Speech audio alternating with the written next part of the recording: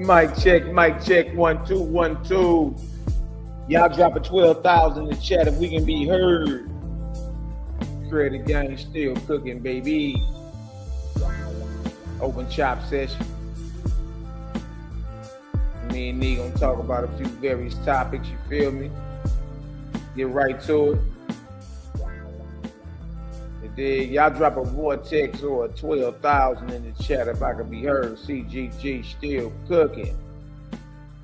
Nee, I don't know, let me see.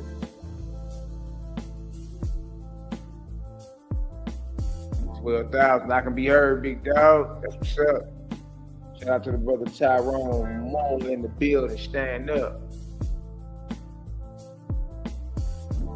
Y'all like to hit the like button, share button, wipe your feet off at the door.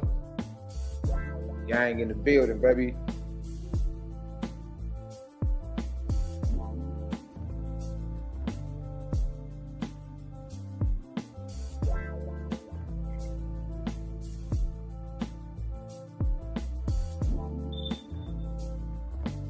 My brother Jabril in the building. What's the word out? Number love, Aki, you already know. I'm just trying to get Nee on her to make sure he can be heard too. We're gonna talk about various topics. Nehemiyah finally got his channel back. Nehemiyah finally got his channel back. I'm like, man, you might as well get on this deal and get it cracked. Oh wait, Neve, you can hear us, brother, or if you can hear me, go ahead and tap on in and do a sound check. Do a sound check for your brother. We got various topics on the table. You dig? You hit the like button, share button, subscribe button. All praises to the creator, the God maker, the maker of suns, moons, and stars. Always was, is, and never shall be, the mighty and great spirit, the mighty and great I am. It's your little brother Malaki, Maccabee, Megaton, 1,000,000 tons of light bombing. I got OG Nehemiyah with me too. Hopefully we can work out some sound situations, you know what I mean? Shout out to Bishop X, FGG, oh Daisy.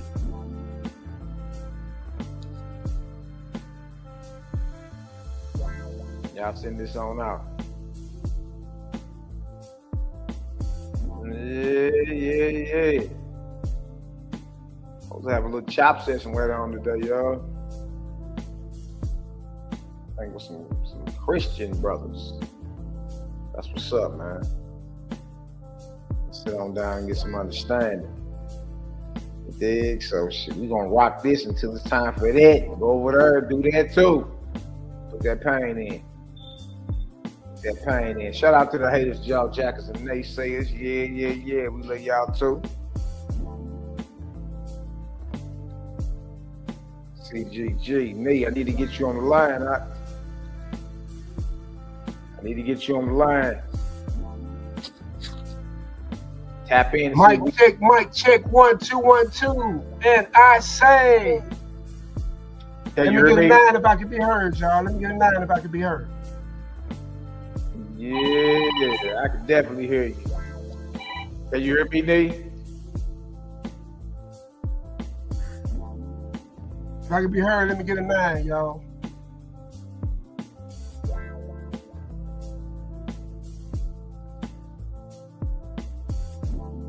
I got a 9 from Malaki. You can go on and see him talking. I can't hear you. I mean, he 1,200. All right. Bronze. All right. Got a 9 from my brother. No, I can't hear you, man. I can't hear you at all, bro. I don't even see the little vibrational icon around your. Yo.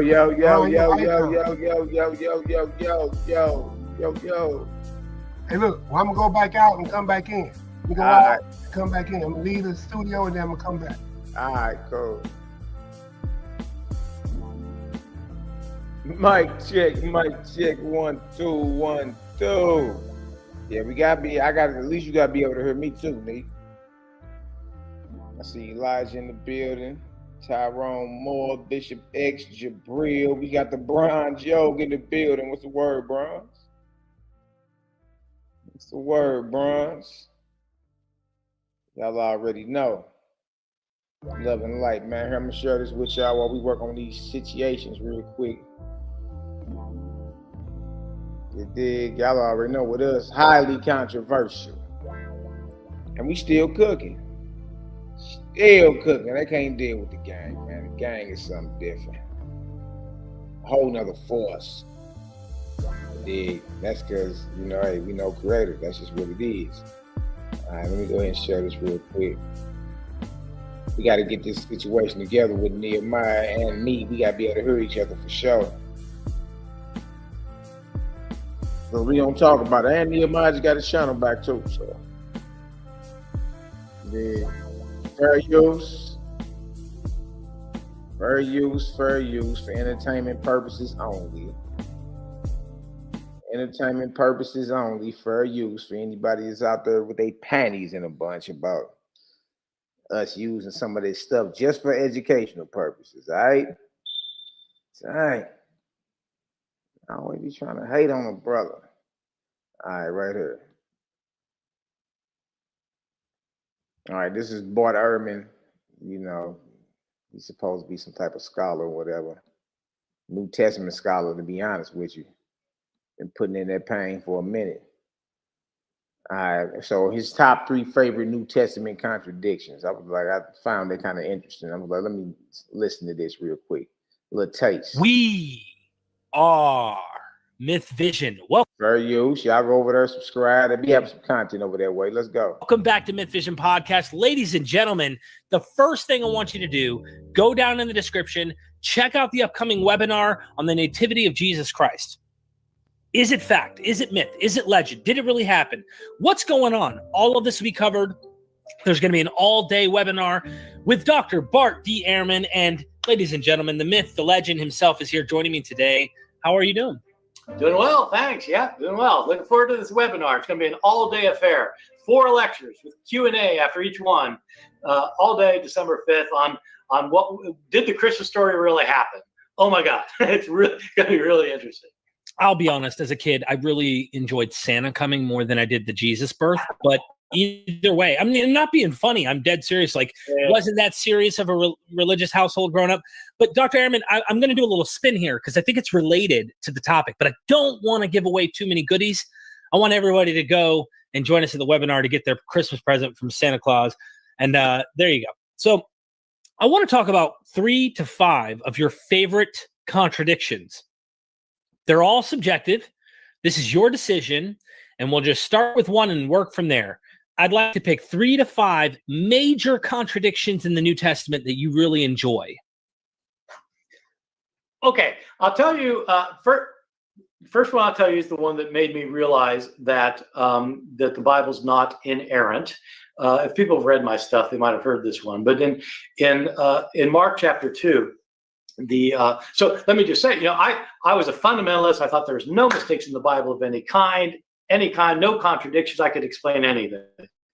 And so like fundamentalists today still can. And so in Mark chapter 2, Jesus' disciples are going through the fields of grain. It's a Sabbath. They're hungry. They peel off some grain. They start eating it.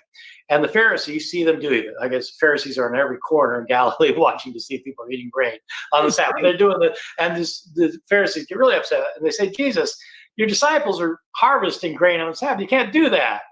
And tell them to stop. And Jesus says, look, don't you remember what King David did when Abiathar was the high priest? He went into the temple and ate the showbread with his people, with his men, because they were hungry, even though only the priests are supposed to eat it. Sabbath was made for humans, not humans for the Sabbath. And so you have the story. So I had this class at Princeton Seminary, a Greek interpretation of Mark. My first semester is like we studied Mark in Greek, and at the end we had to write a term paper. I wrote a term paper on this passage because this passage says that this took place in the Old Testament when Abiathar was the high priest. But the Old Testament says that it took place when Ahimelech was the high priest, Abiathar's father. So I wrote a 30-page paper arguing that, in fact, even though it says that Abiathar was the high priest, it means that Ahimelech was the high priest. And so I had a very complicated argument, and with the grammar of the Greek and style, so 30 pages later, boom, it really was Ahimelech, and Jesus knew it. So at the end, my teacher was very pious and very devout Christian, but he wasn't a fundamentalist, but he was a very devout Christian. And he liked my paper, gave me an A on the paper. Then at the bottom, he said, maybe Mark just made a mistake. I thought, that would be easier than a 30-page paper that's dancing around the problem. Yeah, okay. So once I realized that, it opened the floodgate. After that, I started finding all sorts of contradictions. And the thing is that sometimes they're big and sometimes they're little. But if somebody's a fundamentalist, the big ones don't bother you because you can explain those away. Those are easy. It's the little ones that you think, oh, God, how do you do that? For example, here's another favorite one of mine. In the Gospel of Mark, I think it's chapter 5, there's a man who's a leader of a synagogue whose daughter has gotten sick. And he comes up to Jesus and he says to Jesus, my daughter's sick, and could you come heal her because she's going to die? And Jesus says, okay. So Jesus starts going to his house, and before he can get there, he gets interrupted. Another thing happens. Somebody bothers, and he has to deal with this other thing. And by this time, the man's daughter's died. So he gets there, and it's too late. She's dead. I'm too late. Jesus says, don't worry about it. I'll heal her. And so he goes into the room. She's dead. And he raises her from the dead. That's Mark's gospel. Matthew's gospel says that what happened is, this guy's name was Jairus, by the way. His name was Jairus. So this is the story of Jairus' daughter, Jairus. And so in Matthew, it says, this man Jairus comes up to Jesus and he says, my daughter has just died. Can you do anything about it? In Mark's gospel, she wasn't dead yet. The whole point is she wasn't dead yet. But right. In Matthew, she comes up, my daughter died. Can you do? So Jesus goes and he raises her from the dead. Okay, but it's like, which was it? It couldn't be both. So when I was a graduate student, I started to leave my view of the inerrancy of the Bible, that it was infallible. And we had a visiting scholar from Scandinavia, who was a very famous scholar, who thought, he had these ideas about things, and who thought that there weren't mistakes in the New Testament. So I said, okay, so you got with the story of Jairus, like she's sick and then she dies, and the other one, she's dead ahead of time. So I said, which is it? And he said to me, it happened twice. First time it happened, the girl was sick and then she died. And later, like in a later episode, she had died again, and she went, oh my God, are you serious? Oh man. And so I'll give you the third instance I'll give you is one that I just recently I thought was really, really quite good. A year and a half ago, right before COVID hit, in February 2020, I was in Chicago at a Christian apologists conference. So as you know, Christian apologists are defenders of the faith. They're conservative evangelicals or fundamentalists who think that, that they can defend everything in the faith, that it's all logical, makes sense, and they can argue for it. This conference was on whether the Bible has contradictions in it or not, whether the Gospels have contradictions. They had 3 speakers there who were all very conservative evangelical apologists. And they had me because they wanted to hear another side of the story. And, they wanted to see what they were up against.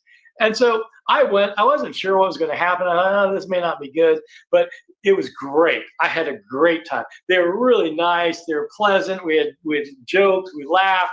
And there were a group of students there from Moody Bible Institute, where I had gone out of high school. So I was a graduate. I was a fundamentalist. And so I said, oh my God, let's have lunch together. They said, yeah, great. So we had lunch and it was great. We told stories. It was a great time.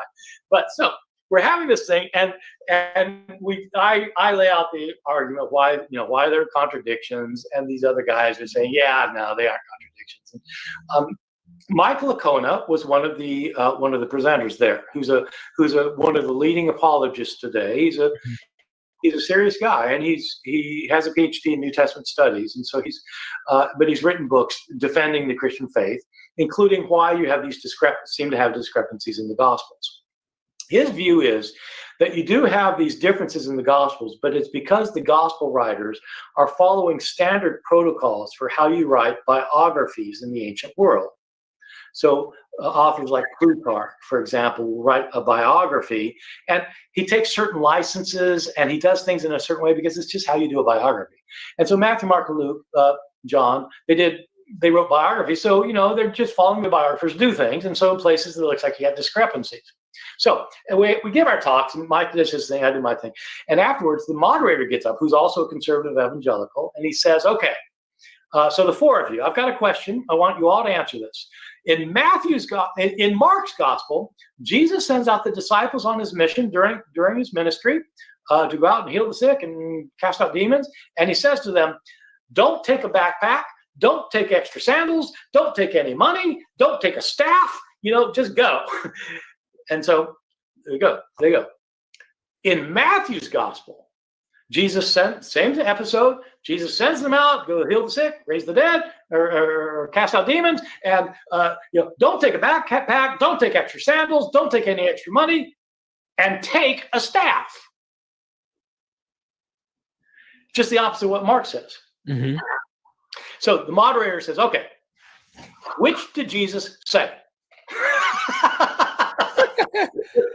And I said, well, he probably said neither, because I don't think it's historical. I said, but I said, Mark's the earlier one. So when Mark says, don't take a staff, Matt says he did take a staff. It's a contradiction.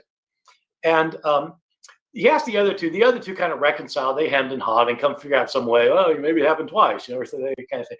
Yeah. Got to Licona. Mike Licona says, well, Mark is right. He said what Mark says, don't take a staff.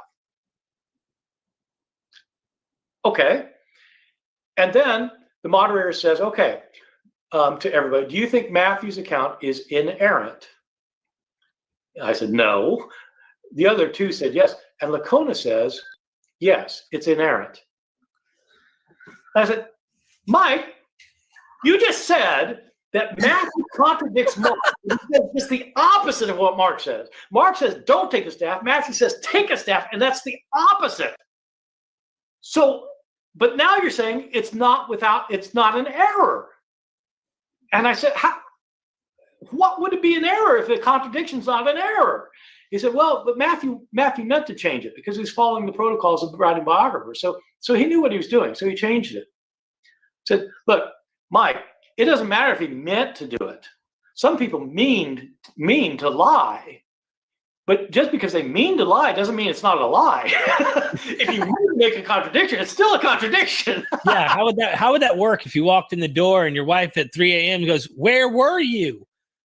I was not at the strip club. Yeah, or, Oh no, I was in bed with you. I was in bed. What? No, but it's not a contradiction because I know it wasn't right. So those are three of my favorites. Those are the three. Hey, that's legendary. Dr. Bart D. Ehrman, thank you so much. This has been fun. I hope you enjoyed those three contradictions. And do not forget to go to the webinar December the 5th, all-day event. Sign up now in the affiliate link down in the description. You'll get a discount if you do. Trust me, that's the way to go. And look, I look forward to seeing you guys for Christmas because I can't wait to celebrate the mythological birth of Jesus. How about you guys? We will see some contradictions. Thank you so much. Okay, my pleasure. Thank you.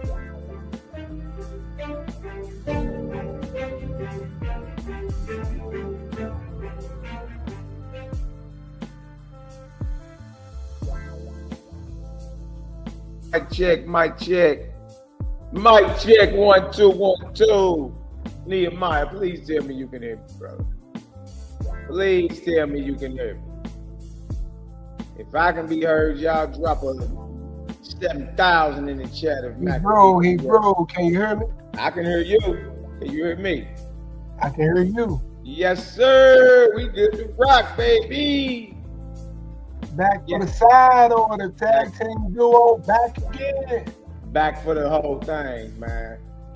Back for the whole thing. Well, look, y'all see the topic. Turn this down a little taste. Boy, the one twin powers are activated. Man. All praise to the creator, the maker of suns, moons, and stars. It's your little brother, your brother Malaki Maccabee. I got my esteemed brethren with me today. Express yourself, big homie? Kanban, Yeah, Mitch Paka. What it do, family? it's the It's word. always great to be in the building with y'all, boy. It's been a long time coming, boy. I am back. Yes, sir, Boy, man. it's been a decade this channel been down. Boy, I had to do a lot of appeals, boy, but they finally let me come back. Man, that's wild. So you saying this channel right here, and did you? And let me ask you something. You already dropped it in the chat. Your channel, the link to go to. Y'all go over there and subscribe, like, and share that OG Nehemiyah profile. You know what I mean? It's been well over a decade. Channel been gone for a minute, but he kept fighting for it, and they finally gave it back to him. 47,000 subscribers on that deal. You dig? I'm like, It well, was over 100, bro, but shit. I mean, you know, I take 47. You know, we'll build it back up. yeah. We kingdom building around here. Around these parts, you dig? So y'all go over there, make sure y'all support the big homie. He gonna be doing a lot of reaction videos. You know, highly controversial brother, right here. You dig? But got a very, very great and excellent heart.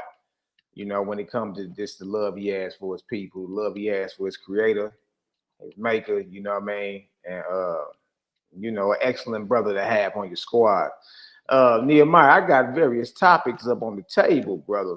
You know what I mean? It's a lot to talk about. I forgot to tell y'all missed the rapture again yesterday. Man, I knew I wasn't worthy to go with Jeebus. I am a billion% sure. I wasn't worthy on the Gregorian calendar, the Julian calendar, the Enoch calendar. I'm not worthy on none of them calendars. All the Enoch calendar, brothers and sisters. Boy, you better go into hiding, little Joshua, Michaela, whatever the hell your name is, boy. You better be low running. You better put a wig on somewhere, boy, and try to hightail about it there under the veil of night. Because I'm telling you, you bump into the wrong brood, you're going to be a victim of a brick pile, boy. How dare you set 3 dates in 3 weeks? And got the nerve to say, I asked God this question. You gave me your word. Why did you not even rapture the church? Hey, boy. I say, the boy, heavenly secretaries that made mistake and grammatical errors. man, bro. I'm trying to tell you. I was trying to figure out like who in the hell was you know what I mean, dumb as a rock to even fall for this madness. You know what I mean? Like, how do you even fall? You gave me your word. You told me to speak to the people. You talk with me face to face. This weird ass dude, man. And then so yesterday came and went. October the 17th was his last and final date. He won't be date setting from here on for the foreseeable future. You dig? So, you know, the last couple videos been about, you know, making a mockery of that. So we really ain't got to dive into that. What else going on the home front, Nehemiyah? Talk to me.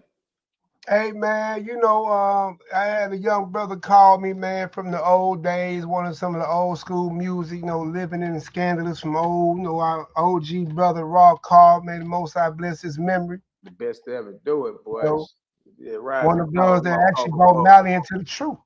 Talk about it, Mally. Yes, rise and power, my esteemed comrade, my brother, man. Raw Cocker boy. You dig? The best to ever do it. Curtis Hill. Mouthful of goals, too, boy. Boy, a mouthful of goals, boy. Man, listen to me, man. That bruh screamed on a whole hour. Just folks that was just, I guess, in his way. I guess he overheard them talking about Jesus or Yahshua or something. He just roared on them, and I was like, and he knew my cousins and them out the streets, so I was surprised that he was even talking on anything spiritual. Yeah, I pulled him aside like, bro, what you doing, boy? You just nigga blew on them people in that aisle. He's like, man, look, I teach a class on the Sabbath. You know what I mean? He was saying it was Saturday. You know what I mean? Jesus black. Of course, I knew that. You you know, he just, man, come check us out. You know what I mean? We Israelites. Yeah, so. And on one of his many talents wasn't just teaching. The brother was cold at that dribble on that court, that peel. You feel me? He was cold with that basketball, man, and he was cold with the rapping. You know what I mean? I got to give my brother his flowers, man. Even look, I gave it to him even when he was alive. I was with him the last 24 hours of his life. You know what I mean? He passed in 2010. Yeah, because we had went to my cousin's funeral together. You dig? And then he passed a couple months later during the Feast of Tabernacles. Yep, during the feast, that whole week, from the trumpets to the atonement to the tabernacles, doing that whole setup is when Raw Cocker Boy, my brother, the best to ever do it. You know what I mean? Brother who actually enlightened me when it came down to, you know what I mean, this whole Israelite thing, man. So definitely much salute. Big salute to my bro. And, you know, hey, whenever we embrace again, boy, it's going to be even more marvelous. Boy, it's going to be firecracker sounds. Boy, it's going to be cannon sounds. Yes. Yes, sir, brother. All right, so you get a call from a brethren of ours. Yeah, our old young brother, Jakata, or known as Kaim, he go by both of those names. Look, we cast the devil out that brother before. You hear me? Yeah. Brother here, right? He called mocking, right? He just called me while I'm on the phone. Look, while I'm on here with y'all, right? I said, bro, chime in. You hear me? I asked brother, how was the feast of Molech? How was the tabernacle of Molech and Shium? Oh, okay. So you starting to fight. You starting something today. No. He called so. Hey, look, it's still the blood of Jesus over here banging against the old Osby. I said, it's okay, brother. I ain't mad at you. You hear me? Because even the old Osby, listen, it tells you in the old Osby, bro. Look, judge every book. It's okay, little brother. You all right? You okay? You okay? That's okay. Yeah, that's probably what he really was calling about, though. But all right, so okay. So what he's saying, because you already know, I done personally called out everybody around St. Louis to the flow to discuss whatever it may be in the 110 Nazarene edition, 110 Nazarene edition, none of them stepped up.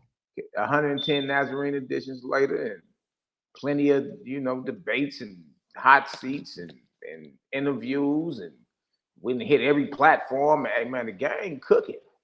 The gang is the force to be reckoned with, man. Create a gang. It's just the truth. You know what I mean? Now, a lot of people may not like that, but I mean, hey, the proof's right in the pudding. Shout out to Cosmo and Cal, man. He just cooked the cat over there at the Titans debate league.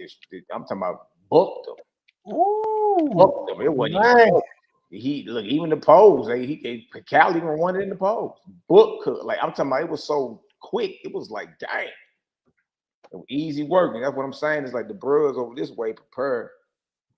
You know what I mean? On a level that's like frightening. Like, if you ain't ready for that type of onslaught, if you ain't ready for that type of onslaught, and me knowing, you know, where a majority of my bros at, that type of onslaught you ain't been prepped for. You've heard the phrase before, it's above your pay grade. And, you know, that ain't saying nothing to brag. It's just the truth. It's like the next level of light is so much higher to where it really ain't even nothing to argue about. You know what I mean? But I mean, with Nee, what's up? What you want to do? You want to hit some scriptures on the topic? Let's talk about it. So let's talk about the wilderness and all that, man. According to the Bible, like, you know, we can go into the Bible too. We swim over there too. That ain't no problem. Let's pull the scriptures up, man. Hey, look, let's go ahead and hit it, man. Yeah, let's pull the scriptures up. Little taste, you dig? And then, you know, we you know, you want to share the screen, bro, and I read, or how you want to do it? Yeah, I'm about to. You got a Bible app pulled up already? I don't, not on the computer. Yeah, I got one pulling up now, so I'm just about to share the screen real quick. And then, yeah, you're more than welcome to read, edify, whatever. You know, we make it happen. It ain't nothing but a conversation, though. That's all, bro. Ain't nothing. I'm finna go. We finna go talk to supposed to be some Christian brothers in a couple hours, 4-5 hours or something like that. Finna see what they talking about. You know what I mean? Easy money though. All right, so I'm finna share the screen real quick. Shout out to everybody in the chat. I see y'all. CGG still cooking. Gang is in this thing. Shout out to the Four Horsemen, man. My brothers Daryl Cosmon, Cal, the Cloud Kicker, and my brothers T-La Shalom, man. May the Creator continue to cover over us as we wage the highest form of spiritual warfare in existence at this moment. Make no mistake about it. You dig? All right, so where you want to go first, man? Where you want to go? Look, let's give them that Psalms 95. No, you know what? 95. Yeah, give them Psalms 95. But while Mally putting that Psalms 95, but let me set the stage, right? So we all know in the Bible there was always a war between the priest and the prophets, right? We know this. The question is, if the priests are the officiants of the office of the Creator, supposedly, and then you have the prophets, which are the mouthpiece of the Creator, why was one office killing the other office? Even up to the time of the Messiah, according to the biblical narrative, right? Why even the Messiah said, ye are the people that killed the prophets. So somebody ain't serving the Creator. That's an excellent point. So you talking about in Matthew 23 when Yahshua went off on the scribes and the Pharisees, and he was calling them hypocrites. And then he was like, you build a sepulcher of the prophets, but you bear witness that you are the children of those who killed them. So if the prophets, who are the mouthpiece, they hear directly from spirit. If the prophets are being hunted and killed by the people they are sent to prophesy to, then which one is on the Creator side? Is it the prophet who's being killed? Or is it the people who's killing the prophets? It's very elementary. Go ahead. I just wanted to add that to it. Go ahead, talk to me. No, bro. Excellent, bro. Welcome all that. You know what I'm talking about? It needs to be talked about. Facts. You feel me? Because somebody ain't working for the Creator. You catch what I'm saying? Even up to the point where the Messiah said, nobody has seen his face nor heard his voice, but y'all claimed y'all heard his voice. Right? That's what they claim in the Torah, right? So my whole thing is, when you get to the prophets, and we're going to go there next, I don't want to spoil it until we get there, we're going to see that something is terribly, terribly wrong. So Mally finna pull up, and we're going to hear from the king of Israel, right? The one that came right after Saul, the one that was anointed, the one that this Messiah we talking about, who came out of the bloodline. Let me know when you got that, Mally, and go ahead and bust it open. If you want to put it on the screen, I'll read it. You can't see that on the screen? My bad, bro. I was on another page. I was. I'm gonna say we got a problem. You can't see that. Be quiet, brother. Shut up. I'm thinking Psalms 95 and 7. Saying something wrong. So that was a Nehemiyah thing, brother. It wasn't a you thing. It was a me thing. All right, big dog. Hold on. Let me. And you will hear me and Mally always do the big brother, little brother thing because we brothers. Yeah, right. All right. So Psalms 95. For he is our God, and we are the people of his pasture and the sheep of his hand. Today, if ye will hear his voice, harden not your heart, as in the provocation, and as in the day of temptation in the wilderness, when your fathers tempted me to prove me and saw my work.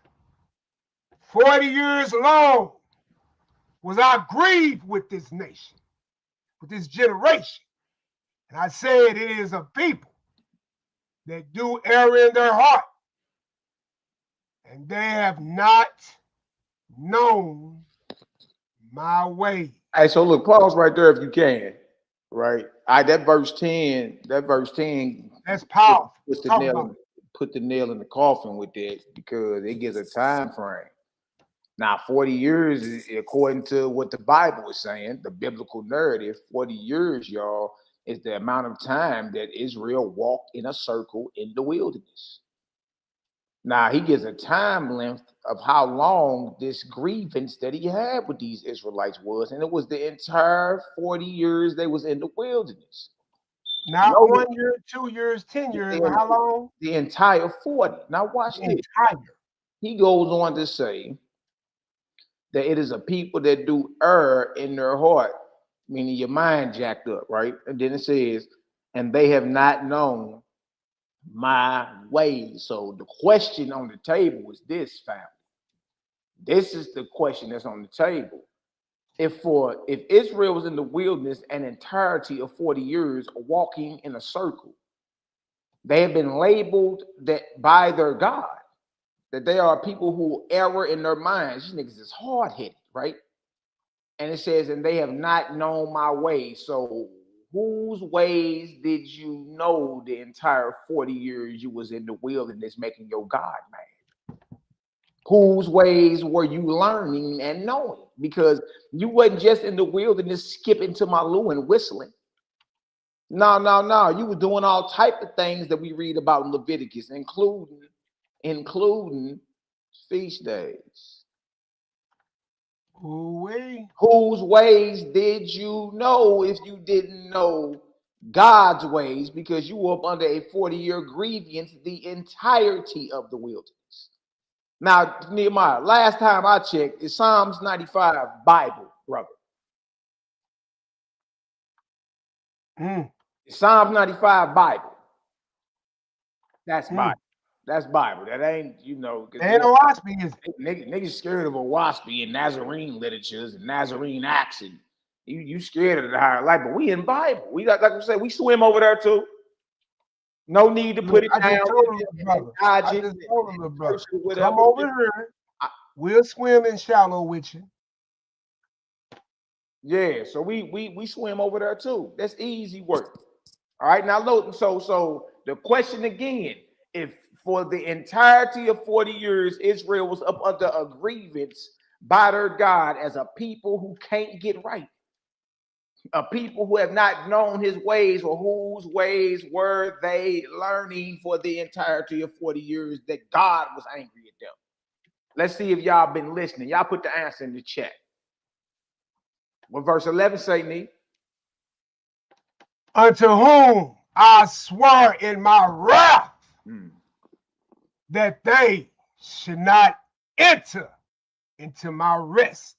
Now I can hear the Millie Mouth Negro now, like, oh well, that's just one precept, and no, because the Lord gave it to us, and see, this is the thing we've been trying to tell y'all. If you slow down and read and be honest with yourself, the Bible is against itself. Everybody that reads the Bible picks and chooses. Because I be hearing people say that now, like, y'all picking and choosing. Obviously, because everyone does. You can't pick a topic in the Bible that don't have opposite understandings on different sides of the fence or opposite sides of the aisle. You're gonna have to pick and choose which story you believe. Look, you just heard the white boys on here talking about the discrepancies, the small discrepancies in the New Testament. You see what I'm saying? So eventually, if you read this, you're gonna have to pick which story it is you're gonna roll with. Are you gonna go with the man and woman was made at the same time on day 6 in Genesis 1:26? Or you gonna go with he put Adam to sleep and took a rib about him? Which creation story you gonna go with? You gonna go with when David tempted Israel to number Israel, it was Satan that did it, or was it the Lord that put the inspiration? Which one you going with? When was Jesus or Yahshua born? Was it during the days of Herod, or was it when Cyrenius was governor over Syria? But they're not the same time periods. Which one you gonna go with? Everybody that read the Bible picks and chooses which way they gonna roll with it, polygyny or monogamy. Which one you gonna roll with? You see? So let's get an answer. Let's get an answer. Where you want to go to next, my esteemed colleague? Where you want to go next? Hey, my brother, can you please take me to Amos chapter 5? Oh, my brother, I absolutely can at breakneck speed. Everybody that read the Bible picks and chooses what it is they want to believe and stand on.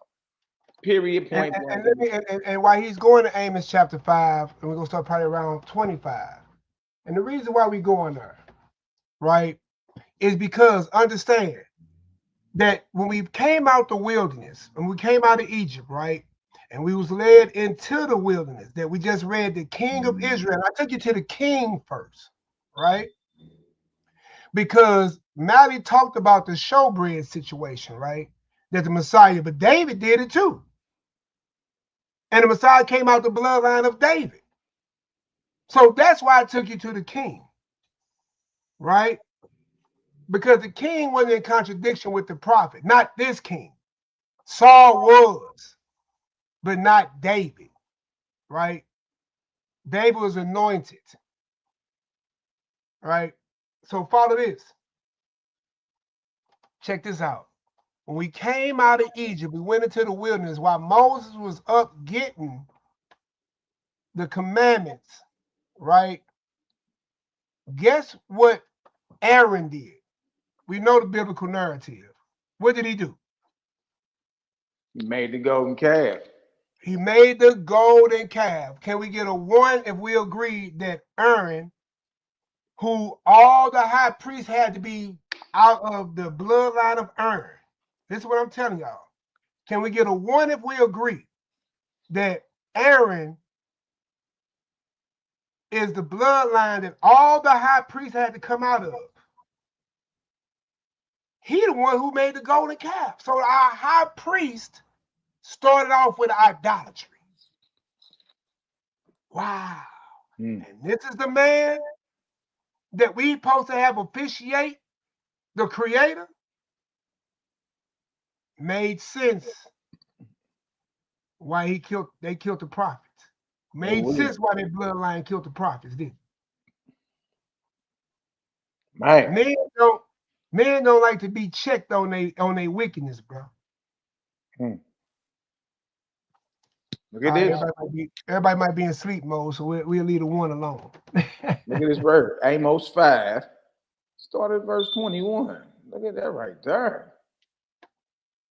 Good Lord. Boy, look. Ooh. Now, hey, Malaki, that was a cold call right there, boy. I was going to go too far down. Yeah, you about to go down whatchamacallit. Yeah. I'm going for the jugular. You said go up a few. This is what we're talking about. Hey, look. Amos, right? A prophet. He said, I despise your feast days. I will not smell in your solemn assemblies. This is supposed to be the God of Israel talking through his prophet Amos. I'm saying this is Bible. Like we ain't even, everybody's scared of everything else. We can deal in Bible and still it's a problem. That's the whole point. And that's the elephant in the room that nobody want to address. It's a problem. It's a problem in these streets dealing with the scriptures. And it's a high level of spiritual warfare going on. Because why, if the feast days are given by the God of Israel in Leviticus, why is he saying right here that he hates them? Why is he saying he hates them? Why the feast? Why wouldn't it be, well, brother, you know, it's because of our conduct, the way we acted. Why don't he hate you niggas? If his feast days were given, you know what I mean, by him and ordained by him, what would make him say, I hate your feast days? Uh-oh. Regardless of how you acting, baby, okay, he can be hateful towards you niggas then. Not what he ordained to be righteous and holy and great. But right here through Amos, he's saying, I hate them. I despise them. And I would not smell in your solemn assemblies. This is Bible. So what I'm saying, if you want to come have a conversation with the gang, you ain't got to mock. You ain't got to try to call brothers, on the slide or the slick. No, get on the flow. Get on the flow, because look, regardless if you understand what we saying or not, this Bible ain't going nowhere. Bible ain't going nowhere. You see? What else is say, my brother? Dang. Hey, look, I got to read that again. Mm-hmm. I hate, I despise. Hold on. We got to be very careful at this next word. I despise your feast days, not my feast days. Ooh, ooh, ooh, ooh, ooh, ooh, ooh. Mally, are you hearing what I just read? Mm-hmm. I despise your feast days. He didn't say mine. I despise your feast days. And I will not smell in your solemn assemblies. He ain't claiming them as I gave it to you. Boy, what did we just observe? I'm gonna let that resonate. I'm gonna read the next verse. Though ye offer me burnt offerings and your, not mine, your meat offerings, I will not accept them.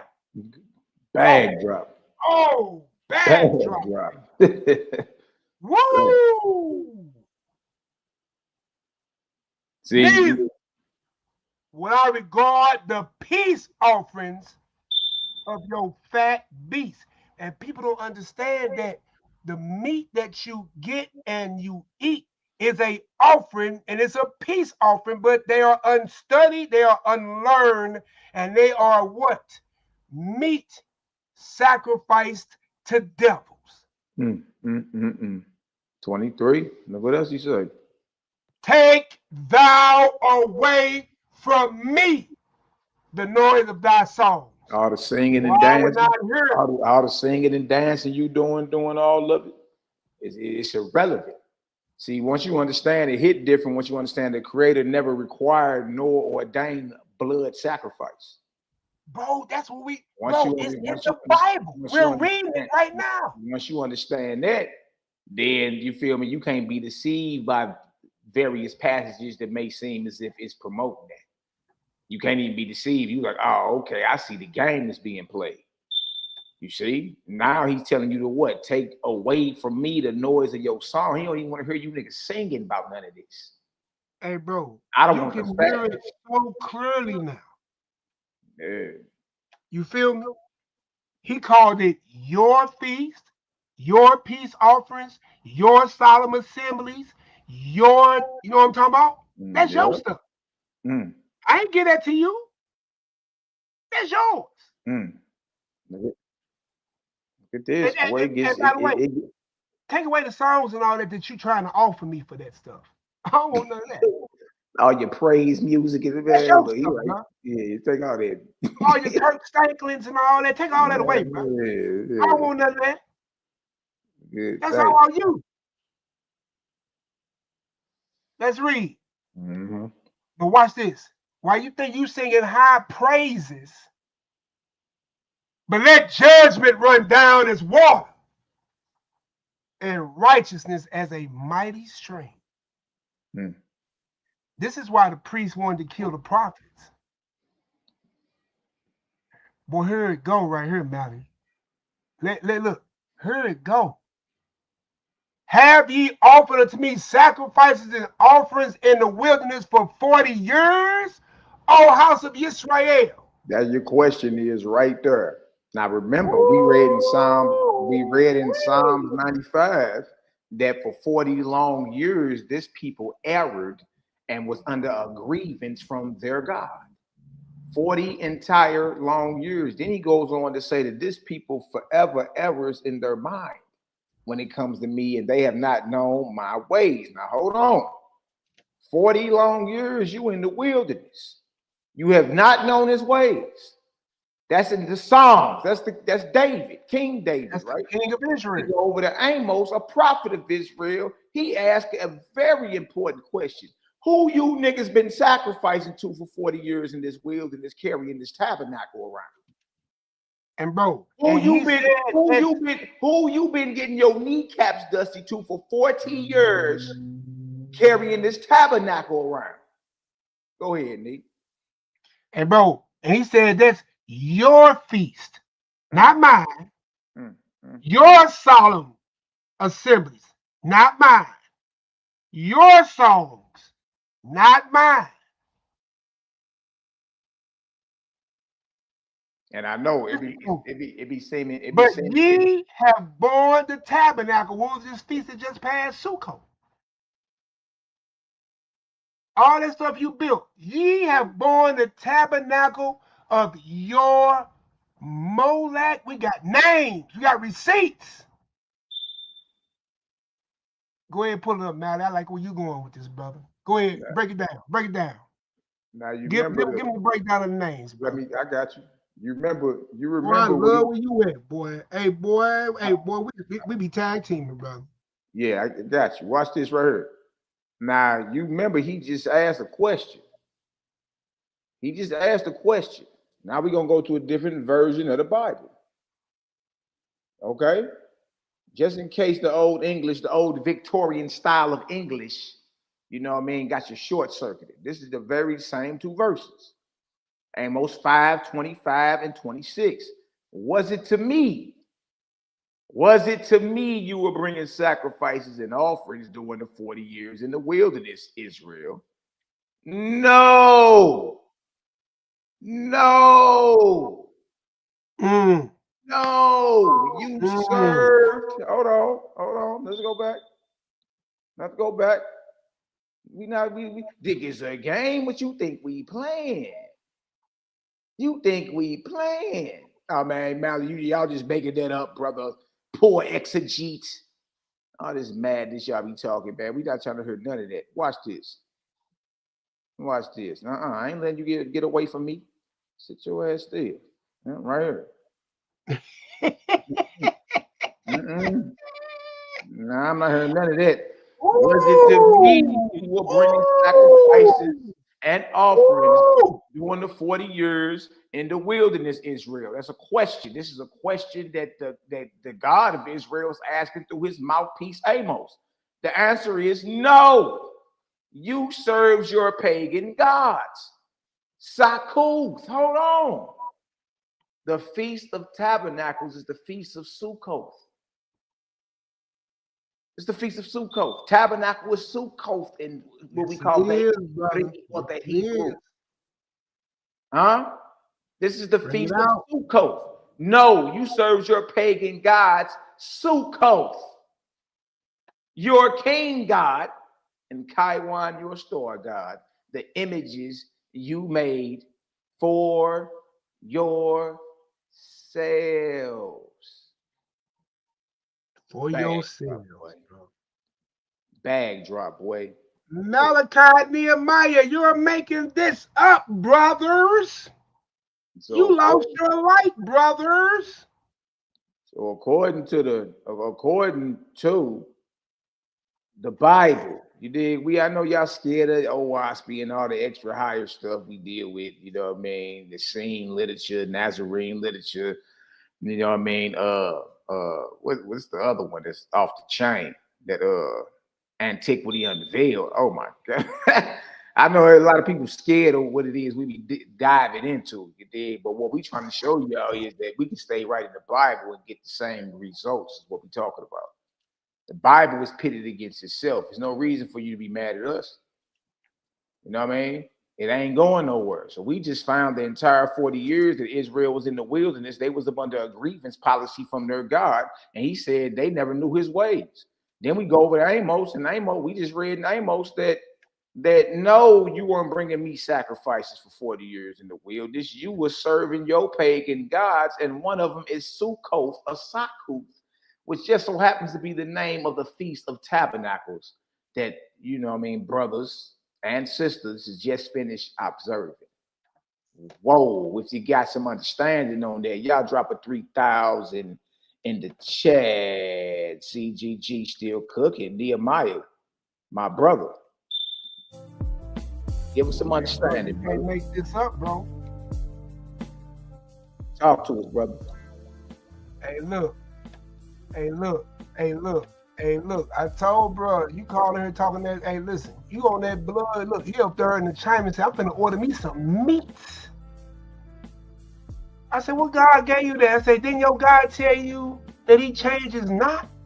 Give me Malachi 3:6-8 real quick, bro. Give me Malachi 3.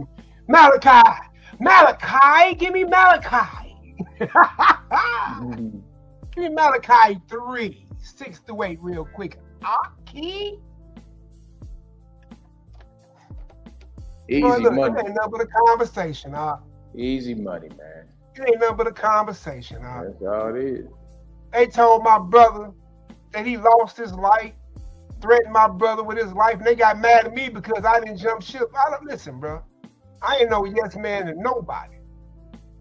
Niggas, look, motherfuckers wolfing. Way these big old knees, nigga, I don't bow down to nothing but the Creator. And listen, ain't nobody seen him, so I don't bow. All praises. Oh, wait. Cosmon, Kai, what it do, bro? Hey, shalom to all the family, all the CGG game in the building. To all the God and goddesses, everybody that just came in, joined in. You know what I'm talking about? Hey, look. Hey, Lux just dropped a bomb in there, didn't he? Man, that's what I'm saying, boy. The plethora of info that the gang be on, bro. In the Bible. It's in the script, man. I mean, so I know a lot of people scared to swim over here in the deep. But we swim in the shallow too. Like, we'll come over there and talk to you about Bible. Tell you stand up. You get in the shallow with your floaties on. Just stand up and breathe. You ain't gonna drown. You know what I mean? So it ain't no thing. We gotta have a conversation about Bible. That's what we gonna do. But that just right there in itself, we got a conversation that gotta be had, man. Come on now. Come on now. You dig? I got that Malachi 3 pulled up for you, Nate. All right. Excuse me. So look, we talking about, because the young Brew called me, right? And was talking about, well, do you believe in the Bible? I say, listen, bro, you went to public school. You hear me?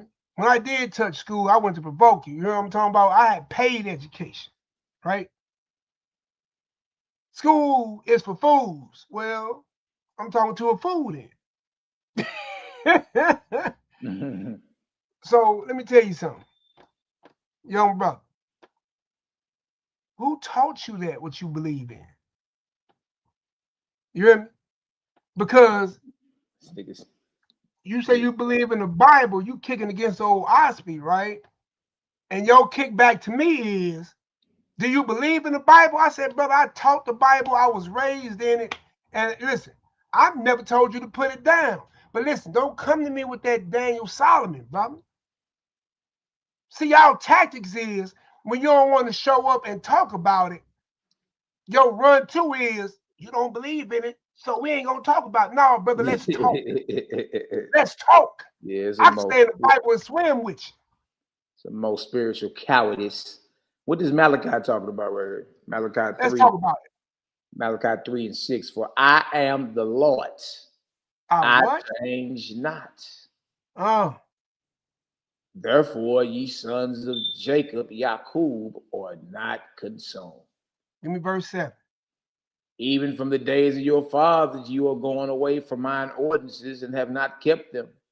Return unto me, and I will return unto you, saith the Lord of hosts. But ye said, wherein shall we return? Come on, man.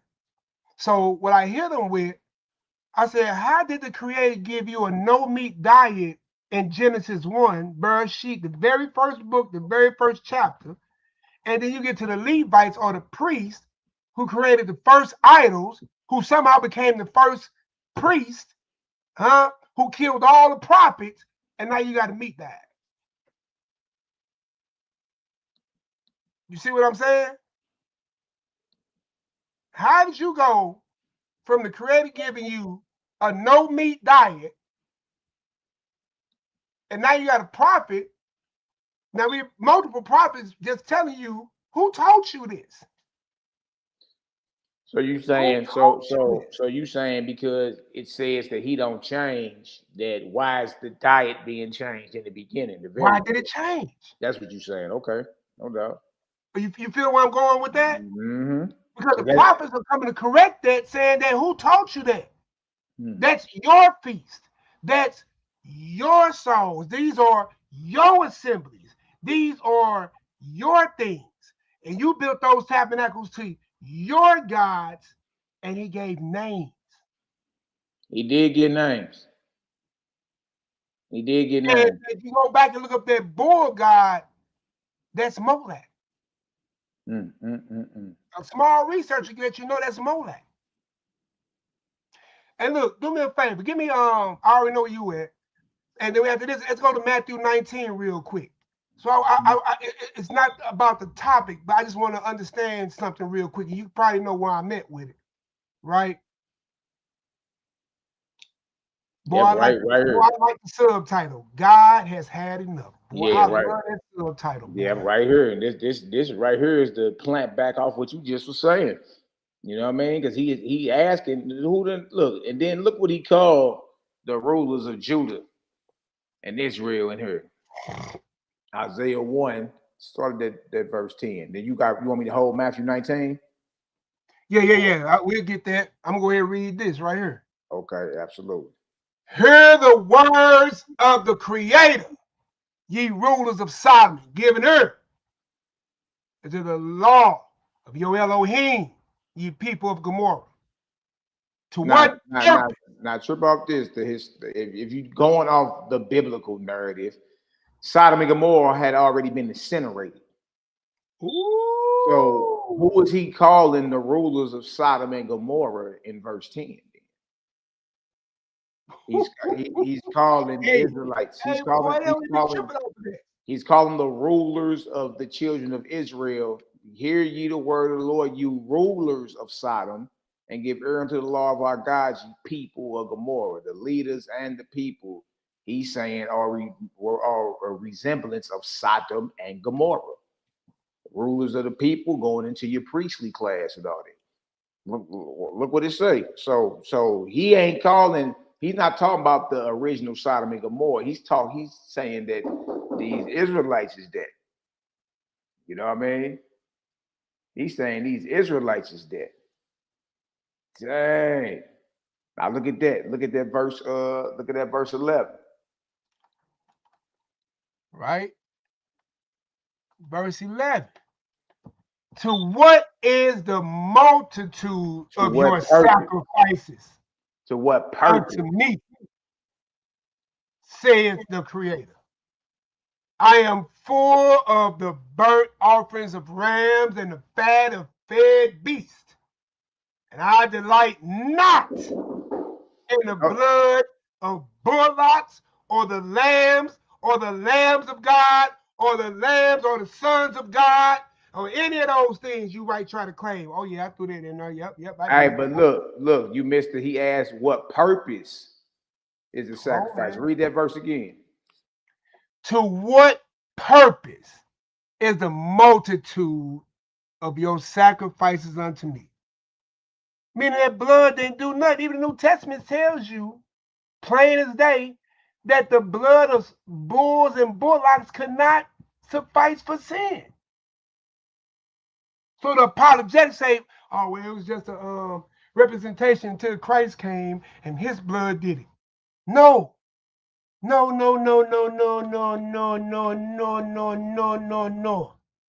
It says, to what purpose is the multitude of your sacrifices unto me? It had no purpose, y'all. It had none. The Lord gods, the Lord deities, right? They require blood. If the creator's supposed to be stand apart, not likening to no other Elohims or other creators, quote, quote, right? He wouldn't be like the other ones. He wouldn't require blood sacrifices because all the other deities require blood sacrifices. You wouldn't find Passovers in other cultures because other cultures got Passovers. You wouldn't find Sukkos in other cultures because your deity is set apart and there wouldn't be other ones. Are y'all following me? That's how you have to wake up and call shit shit. If it smell like it, look like it, if it's boo-boo, it's boo-boo. Own it. Accept it. It's called accountability. Israel, we was off. We always been off. And we just read in Malachi, return back to me and I will return to you. That's it. What purpose is the multitude of sacrifice unto me? I don't need, man, I got a cattle on 1,000 hills. The hell I need those damn dead animals for? If you go back to Genesis, God made a covenant with man and animals to live. Not man to kill, animal to live. But you say, boy, and chew on them. Oh, and when Noah went to go get food for the animals on the ark, and him and his family, they went and got plant-based food. For the animals and the people. What verse you in? Verse 12? Mm-hmm. Verse 12.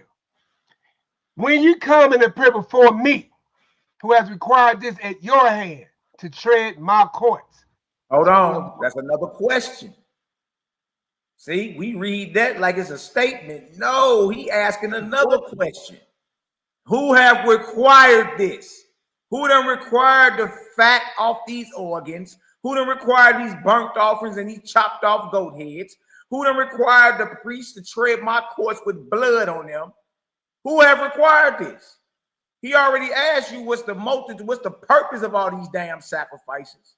The fat of fed beasts. I don't delight in blood of bullocks, lambs, or he goats, right? And then he asks another question that we always skip over.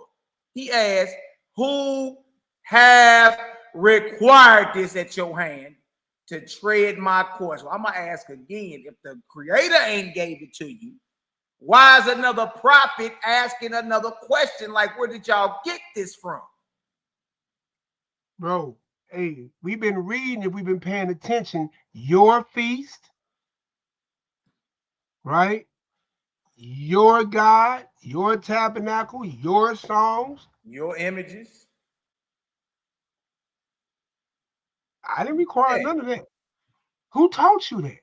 Who required it from you? Because it sure wasn't me. Ain't we in Bible? Isaiah's Bible too, ain't it, Nehemiah? It's Bible, bro. Now, we ain't in I don't think we cracked open the OSB today, have we? We ain't cracked open the OSB yet, have we? We'll deal with the Bible. That ain't no problem. So the God of Israel is asking through the prophet's mouth, who required this at your hand to tread my courts? Who told you to even do this act? I don't even delight in blood. What verse 13 say, my brother? Bring no more vain, worthless, unuseful, despicable oblations. So God don't want your offerings. He don't want your sacrifices. He don't want your oblations. What else? Incense is an abomination unto me. Now you know all this was going on within the tabernacle, the temple. We just came through the Feast of Tabernacles and all that, right? Hey, this is what's going on in the regular inside that sucker. Because it stank. Because all that dead flesh, all that blood spilling, all that blood leaking down. They ain't have a drain and sewer system. That blood was running in the streets. Man, what Nasty, stinking mother suckers. Yeah, man. Bro, we was off, bro. We was off. So he don't want no more of your oblations. He called the incense that you burning to cover up the blood and the dead flesh anyway. He calling that an abomination. What else he say? Bro, the new moons and Sabbaths, the calling of assemblies, I cannot away with. It is iniquity. Even the solemn meat. He just said everything you niggas doing, claiming you an Israelite, is off. That's what he just said. Your new moons, the Sabbaths, the calling of assemblies. Then he called it iniquity. Bro. Damn. Because then we just read, that's your stuff. If I gave it to you, I can't call it sin because I gave it to you. Right? If the Creator gave it to you, right? Then we read David. David said, 40 years we dwelled in the wilderness and we did not know your ways. So who ways do we know? The other prophet said, who taught you that? And he gave names. We got receipts. We ain't got to guess what God it was. We got the names of the gods. And then, on top of that, we know that the high priest, who all the priests came out of, was the first priest who built the first idol. And this damn priest we follow got his hypocrisy. Smack him in his face and throw him to the ground. Fuck his phylacteries and his breastplate and his damn garments and want to be seen of men. Boy, you know I get this. Boy, you know I get, boy. Look at that. Let's keep rolling. Verse 14. Let's give them Bible. Since they want Bible, give them Bible. Your new moons and your, listen, bro, not mine. People in here, people will come back and play this later. People, listen to these words that are being read. Your new moons, your appointed feast, my soul hate. Malaki, talk about that one sentence, bro. Bro, talk about that one sentence. Your new moons, your appointed feast, my soul hated. They are a trouble unto me. I am weary to bear them. Man, he calling all of it, the feast, the new moons, and you be like, well, brother, that's because of how we acted. And look. If it's because of you, then his problem is with you, not with what he ordained to be holy. The problem is with you. You the rebel. What he over here talking about? He hate what he ordained for. Because he didn't ordain it. Bro. Because he didn't ordain it. This is something he didn't ordain it. Talk to him, bro. Talk your mess, bro. These wicked ass priests over the centuries and decades and millenniums. You don't even know nothing about how the Bible was even compiled for you to go to Family Dollar and go buy you a Bible today. Well, you don't even know Bible in the hotel. How many false gods was breathing down the back of all these niggas like Eusebius and Papias and Constantine and Jerome, and man, get the hell out of here, bro. Yeah. By the time you get it, you over here just like, man, you know, I'm all in on it, and you don't even know it's a trap. The trap. He telling you, watch out. Everything you read ain't right. So your job, guess what, is to navigate through her and find out the things that is talking about the Creator. That's your job. You dig? Well, you picking and choosing. Everybody that read the Bible pick and choose. Every topic you pick got different ideas on both sides of the fence. So you got to eventually say, well, yeah, that point make more sense to me. You got to choose a side. Everybody picks and chooses. He just said your new moons and your appointed feasts, my soul hateth.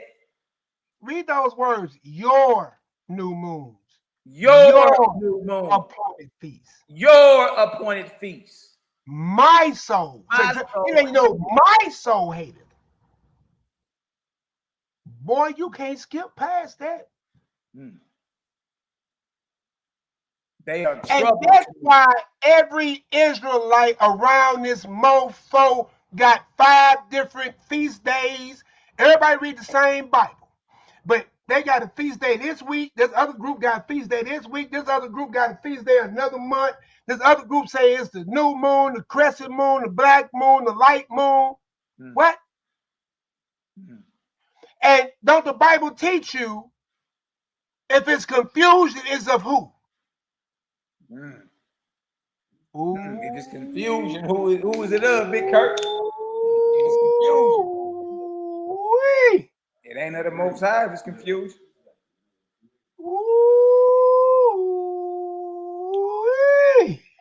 Creator Gang Kirk says shalom, y'all. You know what I mean? Gang in the building. No, look. It says, forgive me if I'm missing something, but isn't the chapter of Isaiah talking directly? No, by the time of Isaiah, you're dealing with Lot. That's back in Genesis. So if you're in Isaiah, you're way past Genesis. The time of Sodom and Gomorrah is no more. Yeah, the people of Sodom and Gomorrah that he's talking about are the children of Israel at that point, the leaders of the people and the people. If you go back up a couple verses in Isaiah 1, it's talking directly to these people. The ox know of his owner and the jackass his master's crib, but Israel do not know. Israel do not consider. And have not considered. The Sodom and Gomorrah is talking about are the leaders of the people and the people themselves. Well, and in Sodom and Gomorrah didn't have, they wasn't in there doing burnt offerings and all that extra stuff. But go ahead, what else we got? Yeah. So running with magic respectfully, you know what I'm talking about, because I can tell that's a sincere question. Yeah, you know what I'm saying? So respectfully, at that time, Sodom and Gomorrah is already fire and brimstone, cashed out. Lot wife been turned to a pillar of salt. All that's been it's gone. Sodom and Gomorrah has been laid to waste by the time of Isaiah the prophet. And while we still going over everything, take the time, if you can, and Google it. Isaiah 1. Isaiah 1 and 2. It says, "Hear, O heavens, and give ear, O earth, for the Lord hath spoken. I have nourished and brought up children, and they have rebelled against me. The ox know of his owner, and the ass his master's crib, but Israel doth not know. My people does not consider. A sinful nation, a people laden with iniquity, a seed of evildoers, children that are corrupters. They have forsaken the Lord. They have provoked the Holy One of Israel under anger. They are gone away backwards." So by the time you get down to this verse 11 right here, or verse 10, it say, "Hear the word of the Lord, you rulers of Sodom. Give ear unto the law of our God." Ye people of Gomorrah. It's talking about Israelites.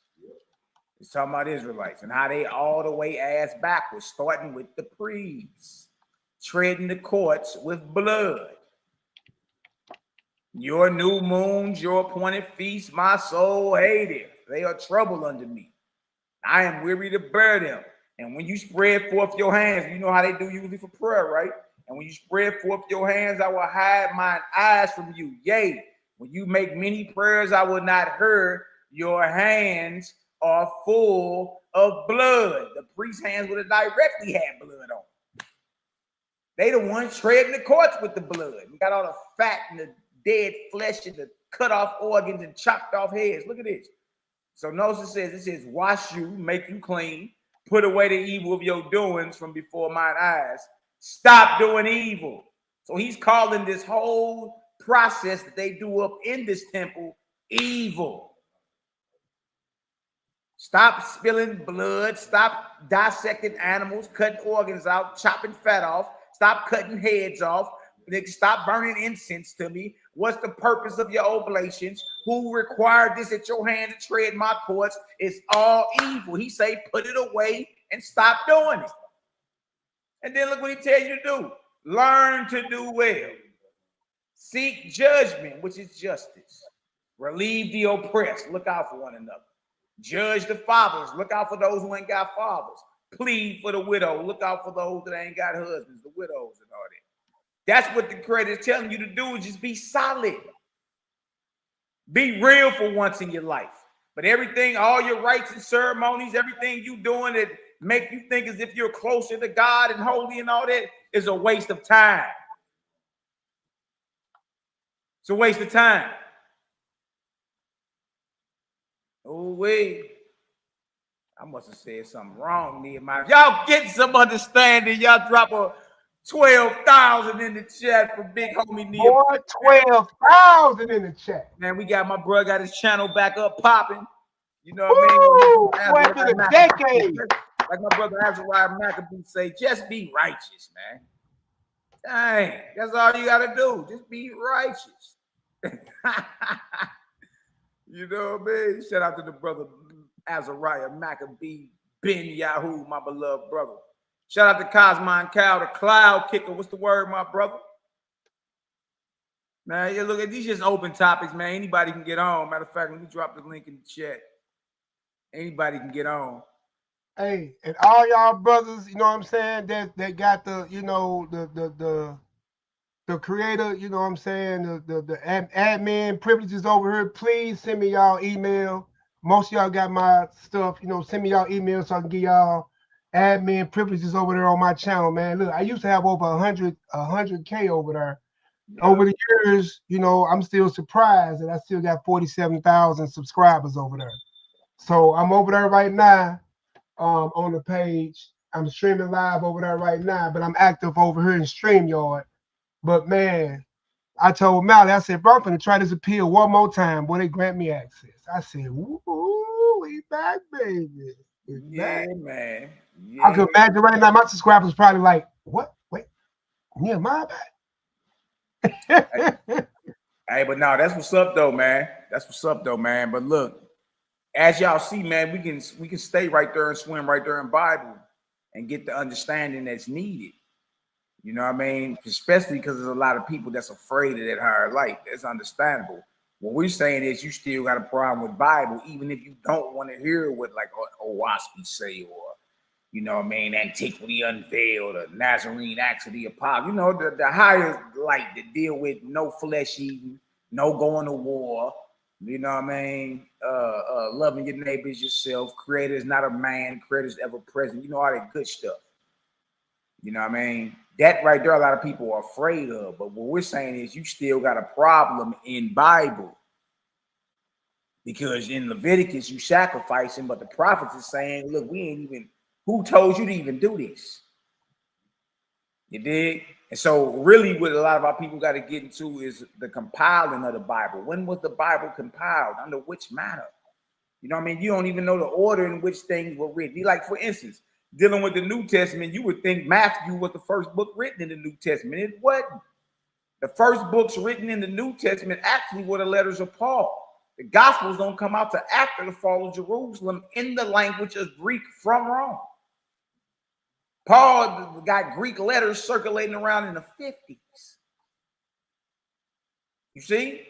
And a lot of this stuff we saying is easily verifiable, man. All you gotta do is look this thing up. A lot of the prophets and all this stuff was compiled during like what they call the intertestamental period, like, you know, around 200 BC. You got your books of Enoch being compiled, Ezekiel and Jubilees, and you got all this stuff being the gospel of Adam and Eve and all that. This stuff don't go all the way back 6,000 years. You got a certain time period in which these things were being compiled through oral tradition.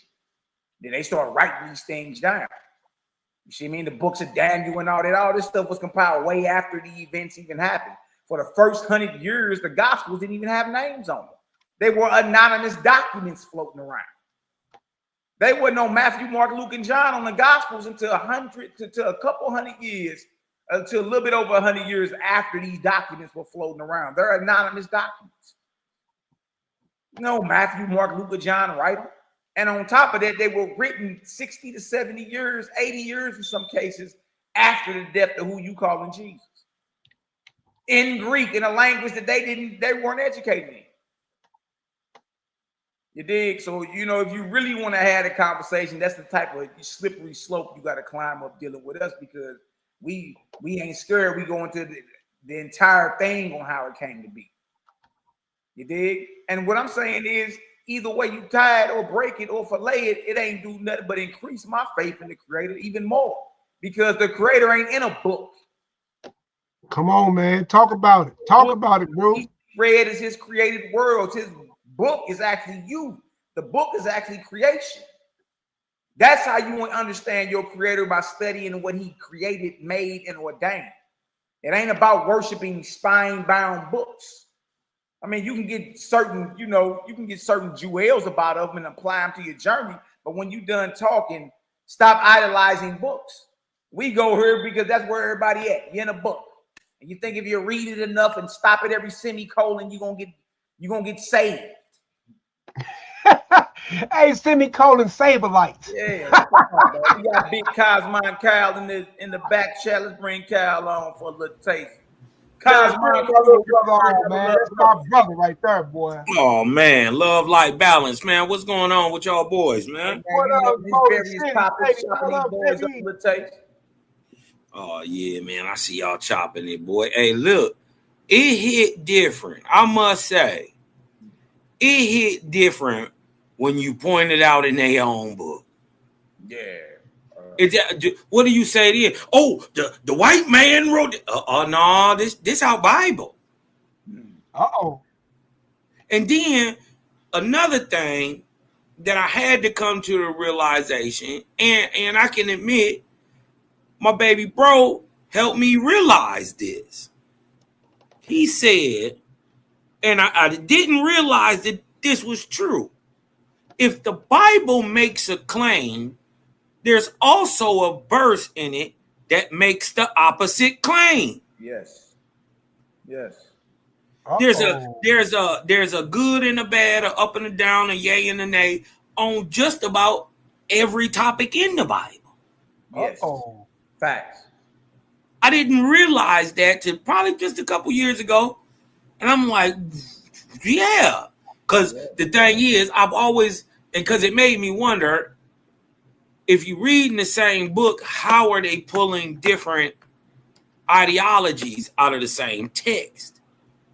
That's because if you go a little deeper in the text, it say both things. Yeah. They can. On every Is topic. the Bible bipolar?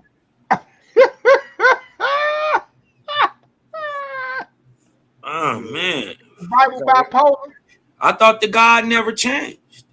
Hey, bro, we read that. Hey, look, I just hit it, bro. How you go from the very first book, the very first chapter to no meat, all the way up to the ark, right? Pre-flood, all eating plant-based. Till when the Levite, the first idol builder, to everybody following unto him, to those who killed the prophets, now everybody got the damn blood in their jaws. Oh, oh. Talk to him, Cal. Talk to him. It's not what they told us. I heard your scream like, But I'm gonna do an example of what he's talking about. Go ahead, man. I'll give it back to 19 real quick. My thing is,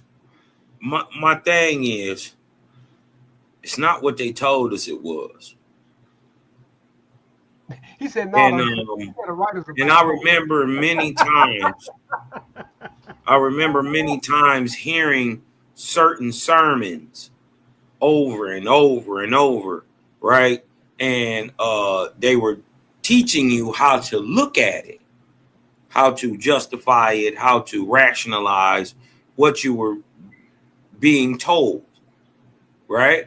But in the end of the day, you might have got 2 or 3 different little versions of the one teaching, but it's the same teaching in the end of the day, right? And once you actually go look at it for yourself, not only for the most part does it never say what it's saying, it's usually always taken out of context. Facts. And then let's not forget, there's something somewhere else in the Bible that contradicts it. And he pulling up right now. All right, now check this out, y'all. I'll give you an example of what we talking about, so there don't be no type of you know what I mean, like we playing around with this. 2 Samuel 24:1 and 1 Chronicles 21:1 is about the one time, not two times, the one time that David was provoked to number Israel. We understand when reading the story that, you know, it was a great, he lost a lot behind that. Over 70,000 people had to die because of his decision to do so. Okay, now the story only happens once, but it's told twice. 2 Samuel 24:1 and 1 Chronicles 21:1. So when I said earlier, everybody picks and chooses when you read the Bible, this would be a situation. 2 Samuel 24:1, and again, the anger of the Lord, the anger of Yahweh was kindled, stirred up against Israel. And he, Yahweh or the Lord, moved David against them to say, go number Israel and Judah. This right here says David was moved against by the Lord to number Israel, even though he was told before never to number them. See that? Then you got 1 Chronicles 21:1, and Satan stood up against Israel and provoked David to number Israel. So now you're at the crossroads. Either Satan is the Lord or Satan works for the Lord. Either way, you got a problem. Well, wait a minute. Why can't the Lord work for Satan? Either way, you got a problem. You got a problem either way. Because that's a contradiction. My thing is, it's telling two different versions of the same story. Exactly. Who lying? Because this event only happened one time. You see what I'm saying? So again, you got this type of situation going on, and you got people that's like a wholeheartedly diehard Genesis to Revelation. It's just what it is. What we're telling you is when you read any book, read it with a jaundiced eye. You got to be critical of it. You understand? You got to be critical of it. Your salvation already is on you. So once you understand that there are false scribes inspired by false ass gods that got to do with the compiling of your Bible, now you can read through the Bible and critically examine it. Just know that everything you read ain't right, and it's not. For instance, this story right here. And then let's be real. Let's not act like our whole lives they didn't tell us to read with discernment, to have discernment. You must discern the word. What is your discernment broken? You're turning it off now at the most critical junction. Right. Come on, y'all. Exactly. We gotta be better than that. Yeah, we gotta be better than that. You dig what I'm talking about? Now ain't the time to give up. Now is the time to dig in. Accountable, bro. We gotta be honest and accountable, bro. That's the only way you can heal yourself. You have to be honest and you have to be accountable. Well, right on the cover of OWASP, it said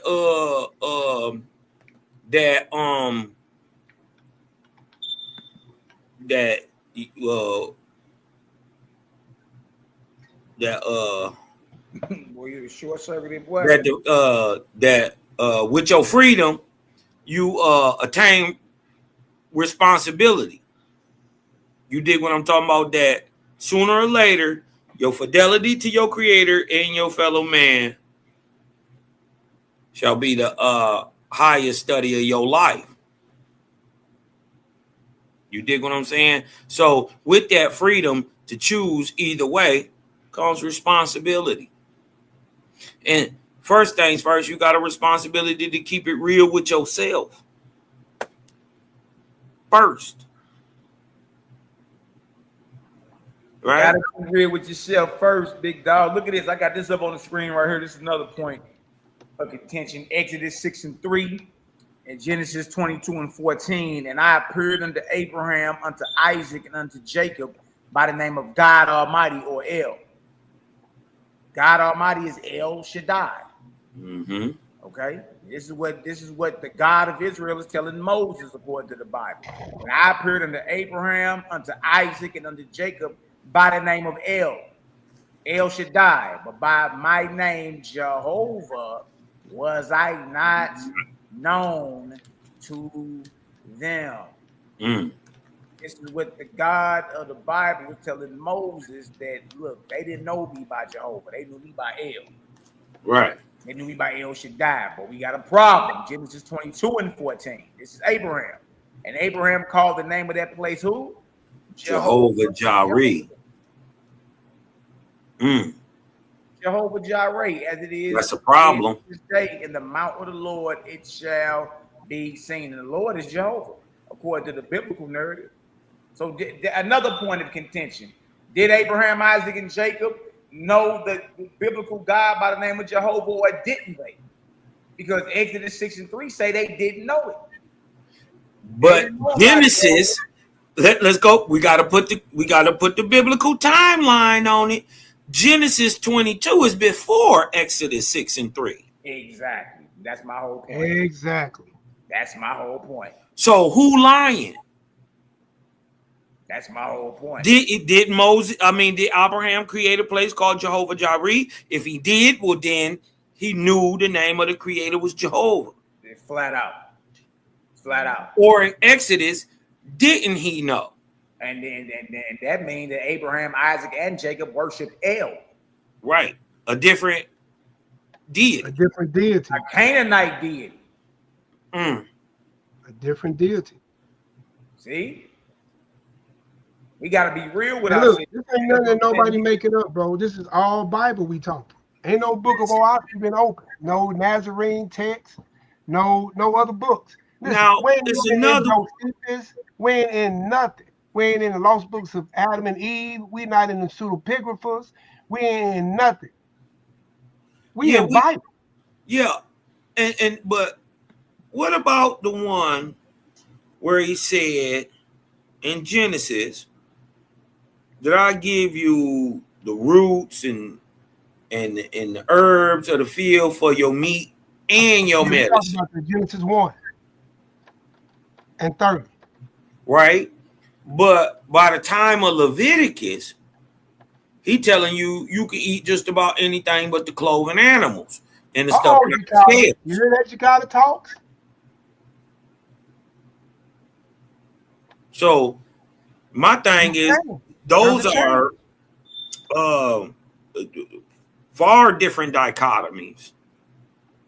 You did what I'm talking about. And unless you willing to understand that, first of all, there's a possibility that two different entities are speaking. Until you're willing to admit that, you'll never understand why your God is contradicting himself. Exactly. Look at this. Your Canaanite God, El, is right here. Mm. You think it's a game? What you think we playing? Say anything. Look at with this. Form and figure. Guess what? That's even the thought of a man. If your thoughts got form and figure, and you worship it, it's an idol. That's right. Hold on, big dog. Hold on. There go El right there. Ooh. El, Father of gods. Ooh. He just told Moses, Abraham, Isaac, and Jacob know me as El. Yeah. El Shaddai. They didn't know me as Jehovah. You know me as Jehovah. Well, we just showed that was a lie because Genesis 22 say something different, right? But this is El historically, a Canaanite god. In the form and figure of a man sitting on a throne. There he is. Look. Look. originally a Canaanite deity. Now, y'all notice El was the supreme god of the ancient Canaanite religion. Bag drop, boy. And the supreme god of East Semitic speakers in the early dynastic period of Mesopotamia. And then it go into it. Look right here. Think it's a game? What you think, people? Although El gained different appearances and meanings in different languages over time, it continues to exist as El, or El in compound. Proper noun phrases such as Elizabeth, Ishmael, Israel, Samuel, Daniel, Mikael, Jabril, and Bethel. Look at this. Over time in Israelite religion, Yahweh absorbed many of El's characteristics. Wait a minute. Go back up. One verse. Right there. Read that right there. Because I got a question to ask. Read that first verse. El is often described as the father of gods and creator of mankind. Oh. Hold on, Malachi Maccabee. Oh. Wait a minute, Malachi Maccabee. This slow-headed monstrosity. Hold on. Hold on. No.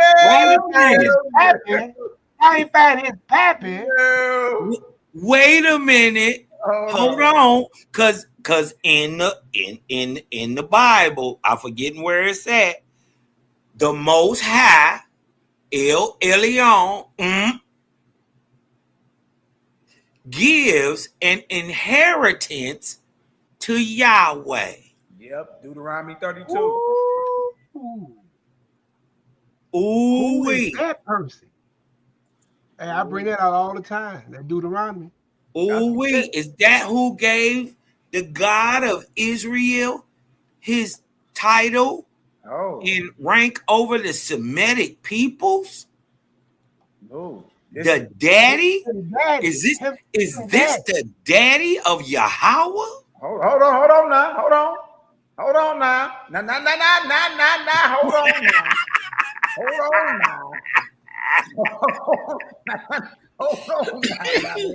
Mally, I need to maybe spill my yak. Now I'm about to bust a blood vessel. Hold on. Hey, Father of gods, the slope-headed monstrosity sitting on a box or a throne, right? Other names, Adonai. Hold on. That's in Bible too. Ancient Semitic religion, abode is Mount Leil. His symbol is a bull, and his region is the Levant, particularly Canaan, Anatolia. El had a wife, Ashtaroth or Shera. El got children. Did you know El had children, Cosmo? Did you know El had short leggers, Nehemiah? Some of El's short leggers are not Ashtar. They're going to Baal. You haven't heard of Baal before. Y'all know who Ashtar is? Ashtaroth. Ashtar is Ashtaroth, right? So they brothers and sisters, warring false gods. Who else we got here, Cosmo? Yahweh. Hadouken. Which makes sense because Cal just said El gave an inheritance to Yahweh. And last I checked, you give an inheritance to your descendants. Right? Huh? There he is. There he is. Him downstairs, God of weather and war. Yahweh, God on the winged wheel corn. Generated word, kingdom of Israel, kingdom of Judah. It's bad. This is the Yahweh and El is in Bible, Israelites. Well, what y'all need to know, you want me to tell you the good part about that is? The good part about that is letting y'all know that there were no real Israelites in the so-called kingdom of Israel. There were no real Israelites in the kingdom of Judah. Now, the question should be is now, who is them niggas over there? No way. We should already know. I'm telling you, everything that an Israelite is, a Jew, a Levitican, is the exact opposite in every way. In every way, bro. So I got another question for you, big homie. Let me ask you a question. Talk to me. If you are scattered to the four winds of the world, How did you consolidate enough people to create not only one kingdom, but two? Boy, that's very hard to do. That's very hard to copulate like that. Look at this right here. Look at this, y'all. Yahweh was an ancient Semitic deity of weather and war in the ancient Levant, which includes Canaan, right? And we know what the Creator don't do. What Creator doesn't war. Exactly, bro. Look at this. It's right here. It says, and the head of the pantheon of the polytheistic Israelite religion. Bang! The polytheistic Israelite, and Yahweh is the head of the pantheon. Look at this. Although there is no clear consensus regarding the geographical origins of the deity, scholars generally hold that Yahweh was associated with who? Seir, Edom, Paran, and Teman. These are Edomites. Yahweh is an Edomite God. And remember, they sent Ishmael to Paran. And later with Canaan. So he comes into Canaan later after El and Baal already up in that deal. What y'all gonna figure out is that El is Baal. Man, the worship of the deity reaches back to at least the early Iron Age and likely to the late Bronze Age, if not somewhat earlier. In the oldest biblical text, Yahweh possesses attributes that were typically ascribed to deities of weather and war, who combined the land of Israel and leading a heavenly army against the enemies of the Israelites. The early Israelites engaged in polytheistic practices. Oh, really? Look at this. And put this in y'all mind. From the time of the Assyrian captivity to the time Israel had actually left Egypt, it's been 700 years. No way. Hey, look at this, Cal. Look, because the Israelite religion was a derivative of the Canaanite God. The Canaanite religion. Because the Israelite religion was a derivative of the Canaanite religion and included a variety of deities from it, including who? El. Asherah. And who? Baal. And who Baal roll with? Who Baal roll with? Ashtaroth. I'm telling you, Baal is El, Asherah is Ashtaroth. Listen, this is why the name Yahweh has a male and female connotation to it. Right? Because they work together to overthrow the true Israelite stocks. You dig what I'm talking about? That's why Creator separated them. You dig what I'm talking about? The niggas that was hanging on, wanting to be, called Leviticans, they went east. Yeah, but look at this. This is about to show you how Yahweh and El became conflated. Because historically speaking, they're two different deities. Yeah. They came conflated because one... The Bible, when they compile in Bible, they conflated both deities together to make one. Ain't the Lord God? The Lord your God, Yahweh your El. Yeah. So Yahweh your El. Right. So now we see the conflation, but what they didn't know is that it's both of them together that makes Yahweh.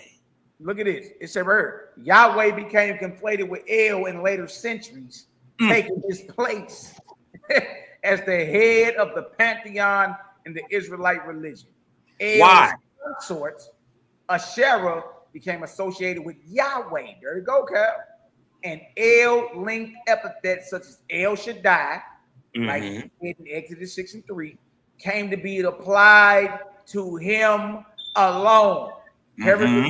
Other deities such as Asherah and Baal were also selectively absorbed, Cosmon Cal, in conceptions of Yahweh. You just said that. The difference is you got to understand what happened in between the time. 1553, the people leave up out of Egypt. But at 1553, the previous El, who Baal and Ashtaroth worked for, Osiris, went to hell. In the time spanning from Assyrian captivity to from Exodus to Assyrian captivity, right? 700 years. You dig what I'm talking about? Baal assumes the title of El held by his previous boss, Osiris. Listen, they're saying the same name, just in different languages. He usurps the title of El. This is why El gets conflated with Yahweh in later texts. And then you got to remember, in that war, right? Judah and Israel fight each other. Why? Why? One of them, they tell you they was raising the high places of who?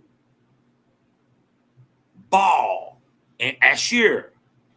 They had the Asherah dolls and all that.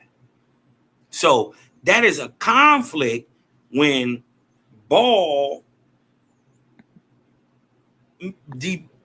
overplaced or debunked, usurped the history and work put in by Ashtaroth, right? Because she got jealous, she started tripping. It became a war, an inside war. Because at the time, Israel didn't have to war with nobody. They had already just killed the Philistines and Goliath and them. But it wasn't good enough. So they start warring on each other. Man, and then the crazy part is, I got something for the you. brothers asked the God, should we go to war for them? The God said, go up. Yeah, Go we up. that's in that Judges. That's in Judges 18 and Judges chapter 20, I think it is. We can hit that too eventually. They sacrificed and prayed and he was like, yeah, go on up. They got their ass go out the frame. I was like, dang. Several times. Correct, Louis. Important to understand the character of the Creator, because other than that, evil angel can appear. Look, the Bible tell you that. The Bible tell you that what even Satan masquerades as the angel of light, right? So, as you know, that an evil angel can come appearing exactly how you expect it to look, carbonated skin, red, the white of his eyes, bloodshot red, white woolly hair, voice of many waters. You did? Hey, answer to the name you call on in your prayer breath and do a miracle. In order, you're gonna have the voice of many waters. For you to understand if something is sent by the God or by the Creator, you must know the character of the Creator. Other than that, you're gonna be fooled because you're tripping off a miracle, what a thing look like, and the name it answers to. The meantime, the whole time it could be a false deity or God breathing down thy back. You understand what I'm saying? I want to read this right here because this proves that Israel is to this day is worshiping Baal. To this day, you worshiping Baal. Which so happen to be El and a conflation of Yahweh. And look, it tell you this though right here in Bible though. You see? Bring it out, bro. So Bring it out. Once again, it's different when we pull out something from the higher light. The jokers get a yellow belly and get to running. We understand that, but if we're in Bible, bringing this to the floor, you did. Now you got a major league problem because this is what you deal with. You can ignore or attempt to ignore everything the Creator gang bring out. You can attempt to do that. That's what Negroes love to do, even though you can't deny it. You saw it, smelt it, and heard those bombs go off. But nonetheless, you may act as if you're going to ignore what we're talking about. But what you can't ignore You understand? Is when we over here swimming in the shallow, deep end of the pool with you. We over here now in your water swimming, and we're dealing with Bible. And this right here, y'all, is going to show that even though Israel may be saying Yahweh, Yahuwah, Yahweh Shai, whatever, to this day, if you ain't observing what the character of Creator is, Israel's worshiping Baal based off message and based off behavior. You're worshiping Baal. You're not worshiping the Creator of suns, moons, stars. You know what I'm saying? Cosmine Cow, the cloud kicker. Talk to me, brother. Oh no, you right on point, man. Keep cooking. Hey, we got our young brother. We got our young brother Prince Cosmine in the building. FGK, you already know what it is. False God killers all day, baby. What it is? Hey, what up, young king? Man, salute, peace to the panel, man. Everybody, man, it's your little brother. You know what it is. Credit gang. Hey, we got Creator Gang Kirk in the building too. One of the OGs down here in St. Louis, man. He in the building with me. You know what I mean? Creator Gang Kirk is in the building, baby. Yeah, that's what's up.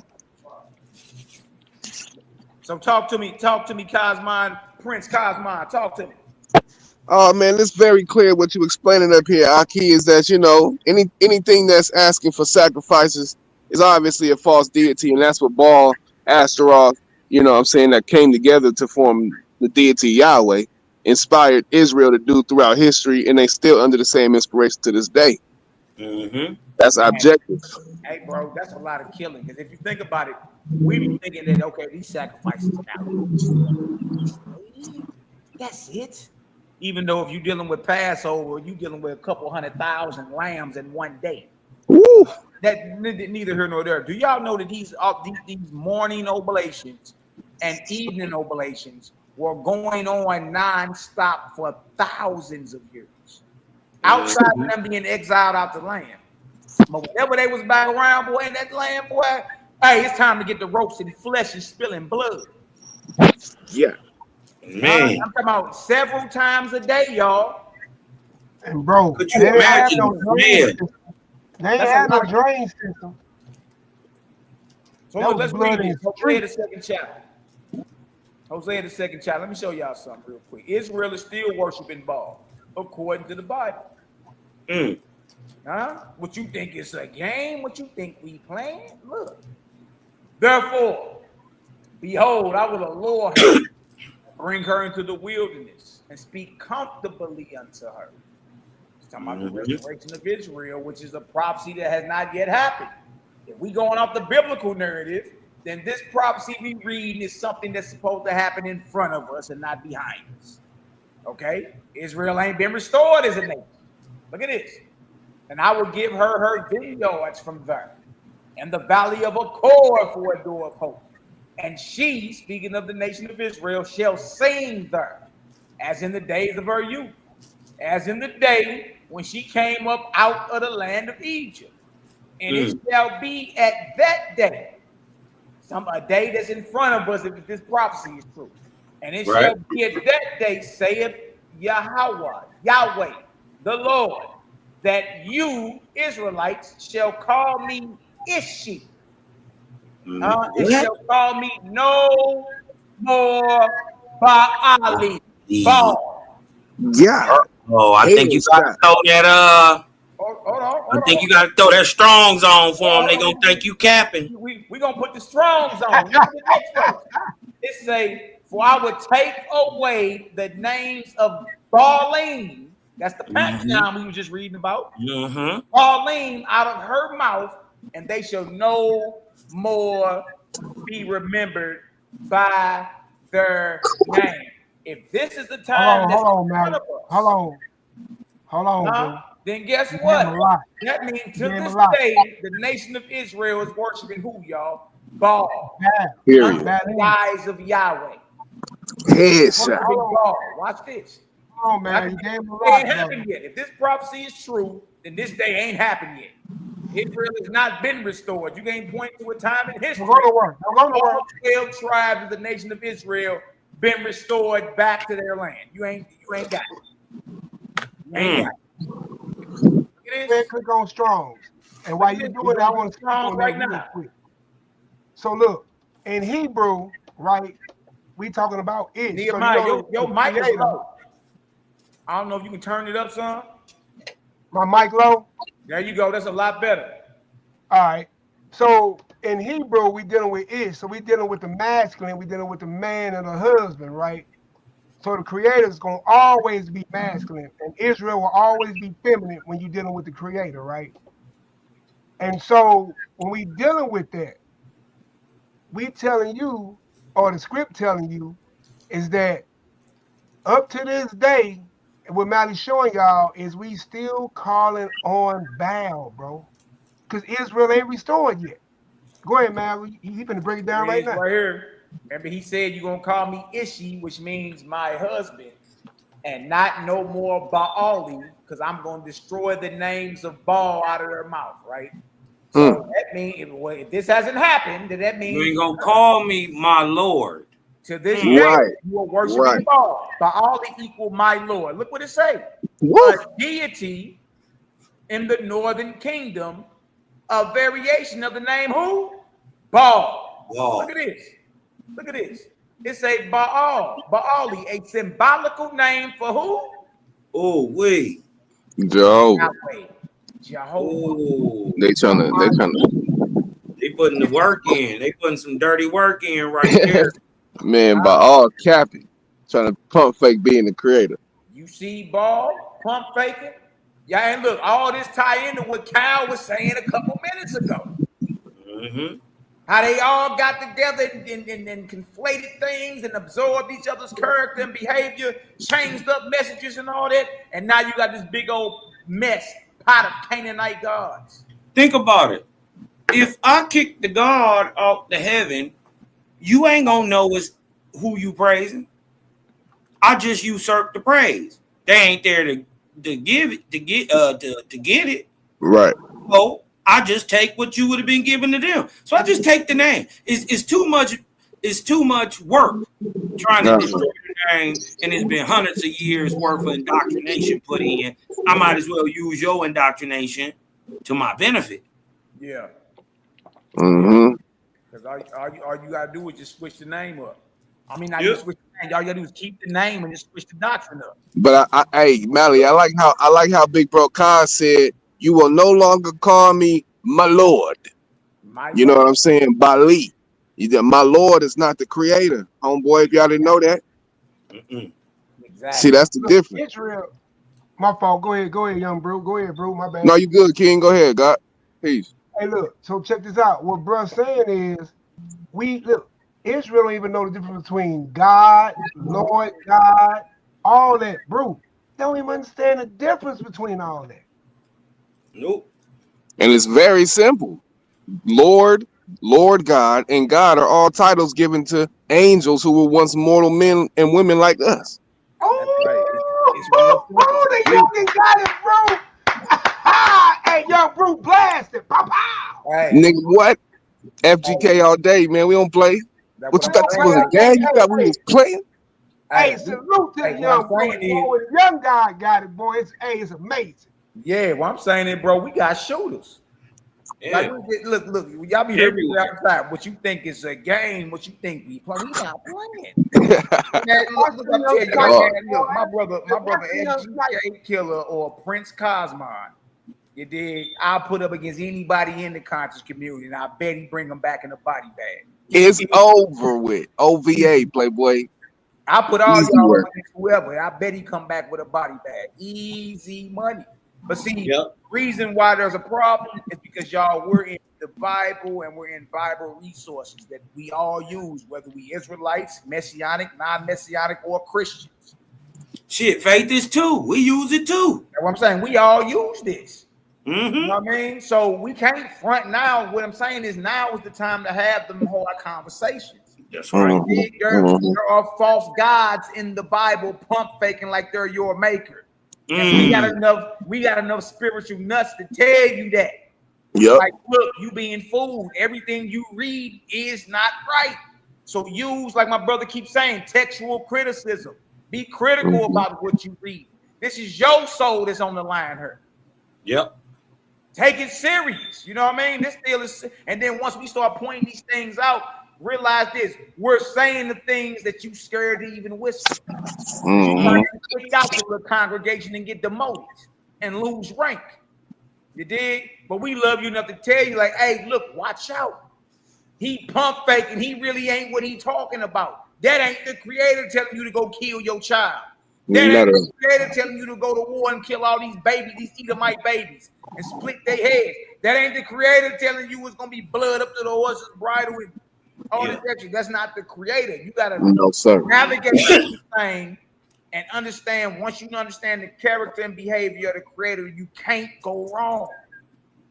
You can't go wrong. Can't go wrong. Yeah, but right now, now see, ready to cry now, hey, look, did you see what King Boxologist? See, they get locked in. They get a little locked in. Nah, that's bro. That's bro. But ask the question. That's a good question. He need to know. Let's go answer it. I got you, bro. Excellent question. We about to go answer that for you. Go ahead, Cal. Says, but wait, Jehovah, the creator but wait, ain't Jehovah the creator mentioned in the WASPy? How do we know when it's Baal and when it's not? Baal can be in both books. Sincere question. Great question. Man, that's a great question. First of all, quick way that you can tell Jehovah from Jehovah, right? Is it spelling? Right? AH means of earth. Just like the in a WASPy means sky, earth, spirit. The OH means of earth. IH means of earth and heaven. That's why you never see it. Also, the Hebraic tongue, which is not Israelitish. Israelites never spoke Hebrew. It's actually an Edomite tongue. Everybody around Israel spoke Hebrew except the Israelites. They spoke Aramaic. I got something for you, Aki. That's my bro Jabril. Here, let me read this thing real quick so you can understand. What is the difference? Man, look, that's an excellent question. That's a dope question. The slight difference in spelling, because some people tell you all this interchangeable, right? Regardless of that, watch this. Watch this, bro. Oh, my. Right here. The answer wasn't good enough. Get some understanding. It's the book of Safar, the Imhak degree. What's the difference between the Jehovah and what we talking about in Jehovah in the Bible? And look, you're supposed to be able to navigate through all this. Get your answer. So this is a question and answer form type situation that we got going on right here. It says, who comes here? Answer. A faith is in the Creator or in Jehovah. Question. Who is Jehovah? Answer. The Great Spirit. The Great Spirit. The Great Spirit. He who is over all and within all. The potent, omnipotent, meaning all powerful, and unseen. It is he whose ever presence quickens in the life all that live. So they asked him, who is Jehovah? He told me the Great Spirit, the overall, within all powerful, and ain't yet nobody seen him. Now, there's the difference. Let me rock with you real quick. Watch this. Now, when you get into the Jehovah, say if you go to Isaiah 6:1, Isaiah 6:1-5, you got Isaiah saying with his own eyes he saw Jehovah sitting on his throne. When you go to Daniel 9, and Daniel 7:9-11, Daniel say he saw the Ancient of Days sit on his throne in the form and figure of a man. When you get to Ezekiel say he saw him on the throne. When you get to Revelation, the 4th chapter, John the Revelator say he saw him on the throne. What's the difference between the Jehovah in Owaspi and Jehovah in the Bible? Jehovah in the Bible has been seen in form and figure as a man. Jehovah in Owaspi has never been seen. He's unseen. It is he whose ever presence quicken into life all that live. Watch this. Where is Jehovah or the Creator? Answer. Everywhere. Everywhere. Everywhere. Now, my brother Jabril, if I showed you this right here, if I showed you this, it ain't no if, I'm showing it to you. Right? This is a coin, an historical coin that they found of Yahweh or Jehovah or the Bible. So my question is, if somebody was to ask you, where is Jehovah, based on all the men who saw him sitting on the throne, could you say Jehovah, somebody who sits on the throne like this, is everywhere? No, he's not everywhere. Somebody like that sits on the throne, that's in the form and figure of a man, is localized. They're not everywhere. They're not ever present. What's the difference between the Jehovah of the Waspy and Jehovah of the Bible? Watch this. It's where it say everywhere, nor is there a place without him. Next question is, what is his form, Jabril? What do Jehovah look like? Isaiah Psalm, John the Revelator Psalm, but the Messiah said, ain't damn nigga Psalm. Never. John 1:18, nobody is seen. So look at this. What is his form? Meaning what he looked like. Answer. No man can attain to know his form. Woo. What is his extent? How far is his reach? No man can attain to know his extent. Okay. Question. Is Jehovah a person? Answer. And watch this. All the living of persons, so is he the all person of all things. Read it again. Read it again, bro. Read it again. And as much as his ever presence quickened into life all that live, so is his ever presence with the living, seeing, hearing, and feeling every word and act of all men, women, and children on earth and in heaven. Golly. That shit hit different right there, bro. That's a different Jehovah. That's a different Jehovah than the one that we just read about, talking about he bald. Say again. I said that's a different Jehovah than the one in the Bible. Yeah. The characteristics are obviously different, seeing how we saw Jehovah Baal sitting on the throne. You know what I'm saying? That's objectively, you know what I'm saying, logically seen. Now watch this. So that means if he's been seen and he's worshipped Jabril, that makes him an idol. Look, if you can see your God, or if he's ever been seen by anybody in your spiritual lineage, and you done got your kneecaps dusty bowing to your God, if it can be seen, it has form and figure, right? Right. And if you worship anything with form and figure, that is an idol. Question: what is an idol? Answer: anything having form and figure that is worship.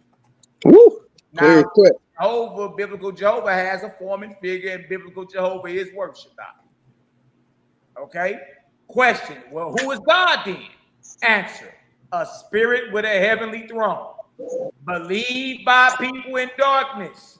Believed by people in darkness to be the creator of all things. Bag drop.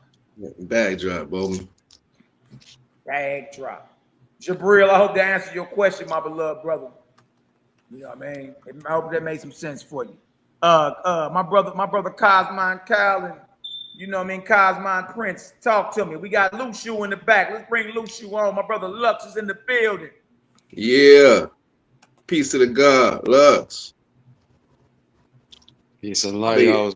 My brother Louis is in the building. What's the word, Aki? What up, Lou? What it do, bro? What's going on? Peace and light. Peace and light. Just hanging out in the back, you know, just listening to y'all, you know. Seeing what y'all about. Give us some of that wisdom, Louis. Share some of it in the chat already. But you know, it's funny you guys talking about this. You know, Divine Prospect that made a video talking about you shouldn't keep the Day of Atonement. Did he? And he made that video, and he was talking about, y'all got me thinking about the Zazzle goat. Remember that? Woo. Now, Louis, explain to the audience what's the Azazel goat. That's what. Hey, look. Hey, That's Bruce. crazy because if you into any of the books of Enoch, y'all know Azazel is a fallen angel. It's a fallen Right. angel. Come on, Malaki. Talk to him, bro. Now, think about this. You mean to tell me there was a ritual during the Yom Kippur that had to do with a fallen angel? Come on, man. Fallen angel? Ooh, Louis, man, kindly tell us what you got going on, brother. Talk to us.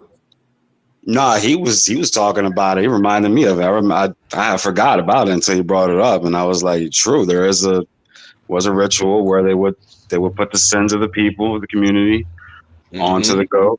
It was 2 goats, one for the Most High and one for Azazel, and Azazel being the false angel, whatever, that came down to watch her and being, chained up in the wilderness of Dudel, and that the goat would get put out in the wilderness. But what Divine was basically saying was that the Day of Atonement was never for the people. It was for something the priests did back in, I think, in Exodus 30. Some kind of transgression they did. And then what he's basically doing is he's using textual criticism, which is what y'all were doing earlier, showing how it was later added on to the people. But he was saying you never see, nowhere is it narrated, you see the Israelite people keeping the Day of Atonement. It's not narrated nowhere in the Old Testament. Hey, Louis, ain't the Azazel goes on through history to be called the scapegoat? Right. Yeah, the scapegoat. Exactly. Exactly. I think what was interesting, Divine was bringing up how that had to have been added to the text when the Greeks came in, because the Greeks would have scapegoat rituals. Crazy. Well, I mean, you got to think about it. That stuff was going on in David's time. Yeah, that's before the temple was built. So you dig what I'm saying? It had been going on probably since the first 40 years of them getting up out of there. Mm-hmm. Exactly. So those line of people had kept that going on. Mm-hmm. Yeah. But it's interesting. Oh, go ahead. Yeah, go ahead, bro. Go ahead. No, go ahead. I was going to say it's interesting that he said that the Israelites didn't keep it. It wasn't found in Israelite history because it was, the Leviticans and the Israelites were different. The Levitical priesthood was obviously inspired by a false deity because it's dealing with blood sacrifices, including the scapegoat. So during that time, even Amos, the prophet, in Amos chapter 5, verse 20, going down, spoke to Israel saying, who we are sacrificing them sacrifices to for 40 years in the wilderness? Was it to the Creator or was it to somebody else? And the answer was, it was to your false gods. Yeah, right? And you got to remember, what are the Levitican priesthood birthed out of? They are birthed out of the Kohenes of Egypt. You dig what I'm talking about? These are the priesthood that would have left enslaved up under them too. Oh, right? This is why the word in Hebrew is a 100% loan word and is Egyptian, because the word Kohen means priest in Egyptian. Dude, remember, real Israelites never needed a priest. Why? Because you were born an Israelite. That means I could walk into the holies of holies day one. I didn't need nobody to intersect for me. Mm-hmm. But how the priest structure ran in Egypt, is exactly how the Kohen system is set up today. And the Hebrew word for priest is Kohen. The Egyptian priests. Remember, Israel didn't have priests. There ain't even no word in Aramaic for priest. Wow. It's a 100% long Egyptian loan word into Hebrew. Mm-hmm. And remember, first century AD,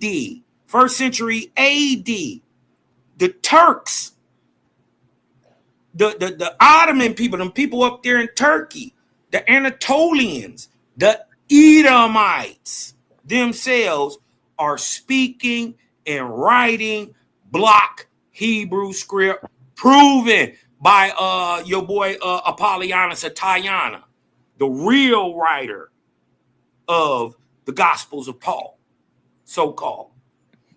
This is why Paul are called Pauls, because they're really worshipers of Apollonius. The name of Apollonius in Greek is Paulus. Yeah, this is why the followers of Paulus are called Pauls. And Marcion created that character, got conflated with Peregrinus later. And poof, we got a physical representation.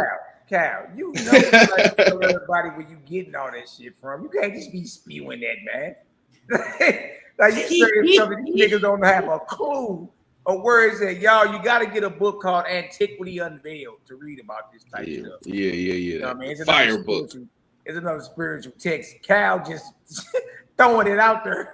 I know some people like, what the hell is this man talking about? I'm soaking it up. I'm soaking it up like sunshine right now. That's what I'm saying. Hey, I didn't know this. Look this up. Marcion had his own Bible. Yeah. Hey, hold on for a minute, y'all. Hold on for a minute. Yeah, James, a lot of those books you can find in Enoch and you can find in the a little more. But hey, man, let's give him some script though, bro. Now you talking to James. Do that, James Wright, you know, from college. Yeah, I'm saying finish saying what you were saying to him, and then for sure, I got you. Yeah, because he was asking, was a lot of those riches of the fallen angels taught, who taught humans with forbidden knowledge, and I'm saying, yeah, you can get that in Enoch and the Apocrypha, you find it in there and stuff like that. Yeah, absolutely. It's in the Bible too, though. Remember, that's the reason Sodom and Gomorrah get wiped out. And look, because you know the Apocrypha is a part of the original Bible, the 1611. See, and look, I won't let a mofo take us away from that. Hey, do me a favor. Did you finish that Hosea? Yeah, I'm done with that. What you want? Give me that Matthew 19 real quick. I got you, right? And the reason why I'm going to Matthew 19, right, is to show us that what I always talked about earlier, right, is that everything we always hear throughout the Bible, the law of Moses, law of Moses, law of Moses, law of Moses, law of Moses. Listen, and we realize what we was talking about earlier is that a lot of stuff that we was given, notice how the prophet always said, we read in Isaiah, we read in Amos, you know what I'm saying? We read all over that your feast days, your new moon, your Sabbath, you know what I'm saying? It vexed my soul, right? So even when we even dealing with divorce, guess what I found out, bro? It blew my mind when I found this one out. You hear me? I'm gonna start at verse 1. And it came to pass that when Jesus or Yeshua had finished, right? These says, and he departed from Galilee and he came into the coast of Judea beyond Jordan. And a great multitude followed him and healed them there. And here it goes. The Pharisees also came unto him, tempting him, and saying unto him, key word, is it lawful for a man to put away his wife for every cause? You catch the case? There's a couple of tricks in that one little question. But check this out. And he answered and said unto them, have ye not read? He which made them at the beginning, made them male and female. That'll fix a whole lot of these other genders. I ain't gonna go no further. Next verse. And he said, for this cause shall a man leave father and mother, not live with father and mother, not live with grandmother, not live that old shacking, leave father, leave mother, and cleave to his wife, and the twain two shall become one flesh. We know how that happens, right? Anatomically. Wherefore, there are no more twain or two, but are one flesh.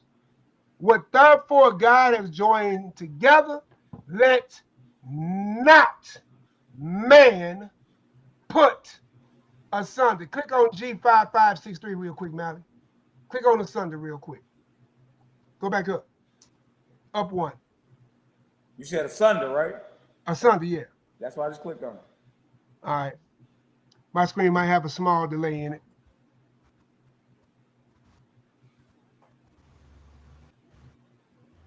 Can you read it for me? Because I might have a small delay.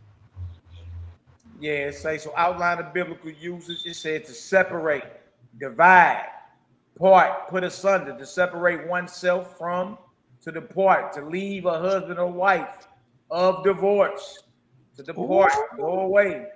No separation, no divorce, no depart from. Listen, when you go back to Adam and Eve, right? And it made sense to me what he's saying. Have you heard from the beginning? Adam lost his eternal life. He lost the Garden of Eden. He had to die. He had the thorns and thistles. He had to work, labor. You hear me? Amen. And if you read the lost books of Eden, Eve stepped out of there a few more times. And then she said, Adam, you know what, screw it, kill me.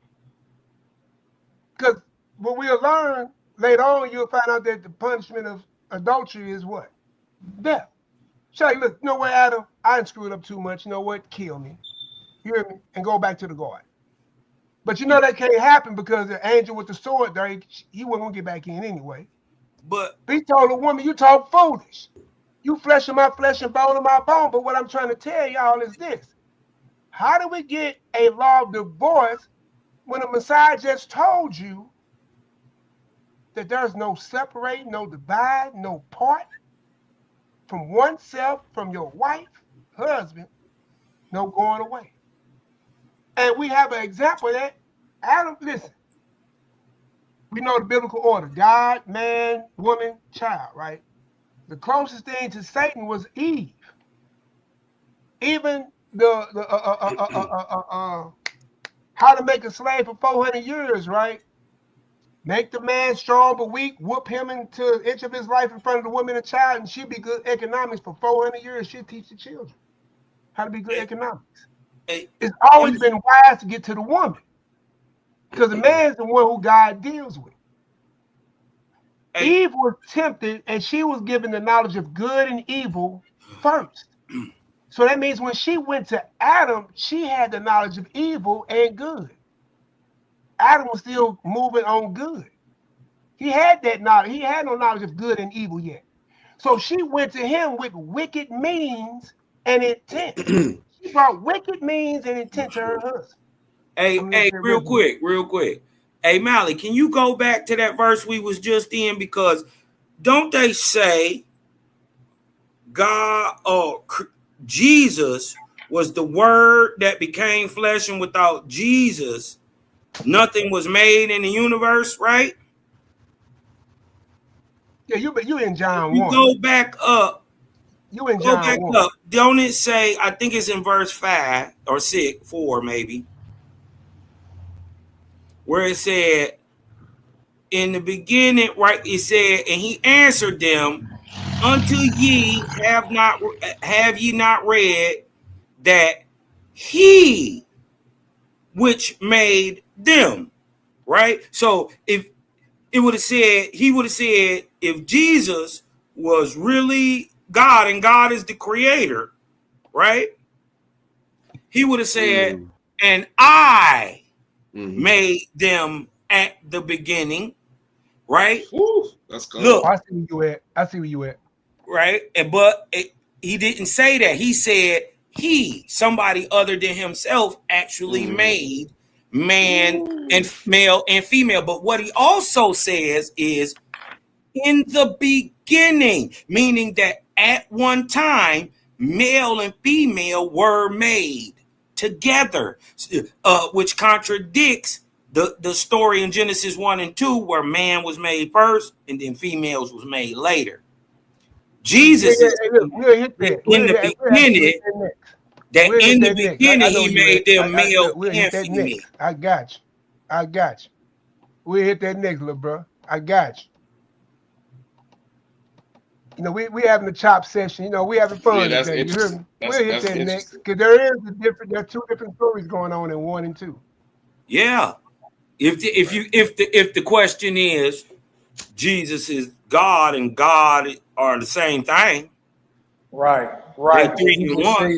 he just said he that made them in the beginning. So he ain't including himself in making Adam and Eve in the beginning. Right. Exactly. He's What verse? not What verse including is that? himself. Verse 4. Right. They say the word was a God. The word was the thing that was And there was created not flesh nothing made. and supposedly made everything. Yeah, Without wait, him, nothing was made. Ain't that what it said? Right. That's Well, John. he admitting John right 1. here it wasn't him. That was John's narrative of the Messiah. The Messiah didn't say that. That was John's narrative of the Messiah. This was he whom has said. What exact verse was that? Cal P.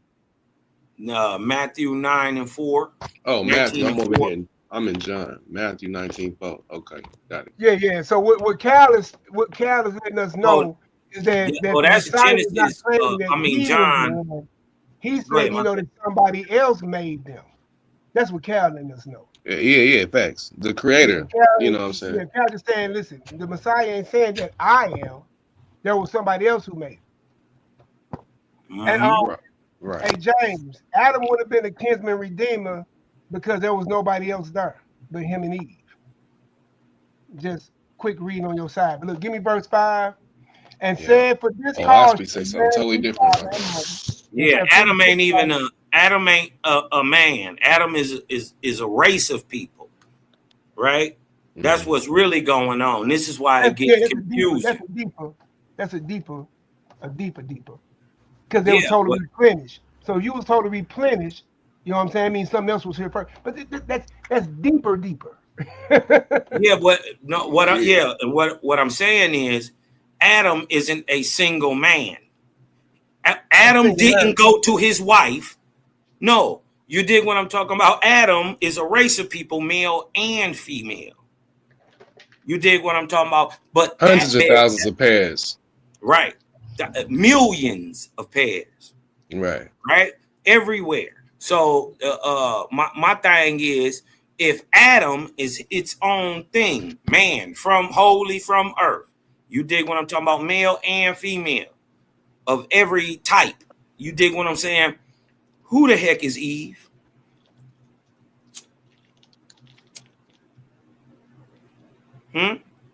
That start to open up a whole basket of questions. Cal, let me get this little point out. And I'll go deep with you. Because I agree. I'm not against what you're saying. I just want to point out this one thing about where we getting certain stuff from. You'll catch it in these next 2 or 3 verses. Check it out. Verse 7. And they said unto him, why did Moses then command? Not why the creator, but why did Moses then command to give a writing of divorce and put her away? Did we catch that? Not the creator. Under all these years until this time, we've been divorcing, but the creator never gave us a law of divorce. And he said unto them, Moses, here we go, because of the hardness of your hearts, suffered you to put away your wives. But from the beginning, it was not so. Wow. Chip off of that. Don't put asunder. Even Paul, plant back off of that and say, listen, if your wife departs from you, better not be married. Because if they do, you commit adultery. You feel me? You have power over your wife as long as you live. As long as the man living. You see what I'm saying? So what you thought you got from God under divorce never came from God. It came from Moses. And I say unto you, so he expounds on it. Shall you put his wife away, except it be fornication or sexual sin or whatever, like that, spiritual or whatever? Then you already know you're going off.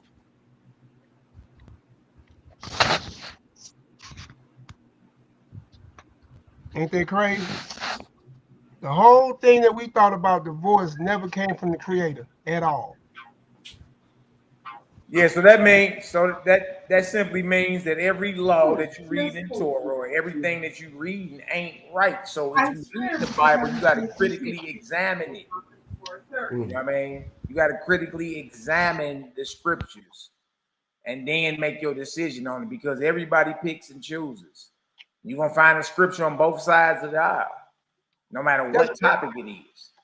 You know what I mean? Jamia, no, it wasn't even a question about divorce. It was Nehemiah showing that even though there's a law supposedly written by Moses that you can put your woman away for burning your eggs, Yahshua was like, no, stop putting these women away for all that. You know what I mean? From the beginning, it was never that.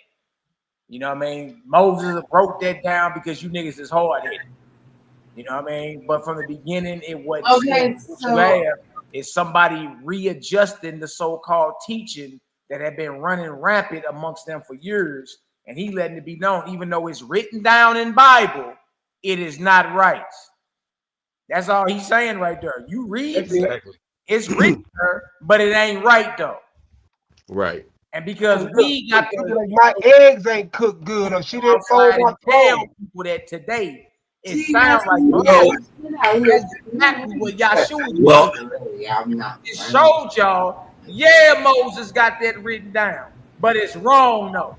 That's crazy. It's wrong, and it didn't come from Creator. It wasn't given from the Almighty Creator, the God Maker. If y'all get some understanding so far, y'all drop a 3,000 in chat for the Arc Cycle of Cosmod, man. CGG still cooking. Let's work. Now get y'all a little water, stretch your feet. We right back at it. We just getting warmed up. Let's work.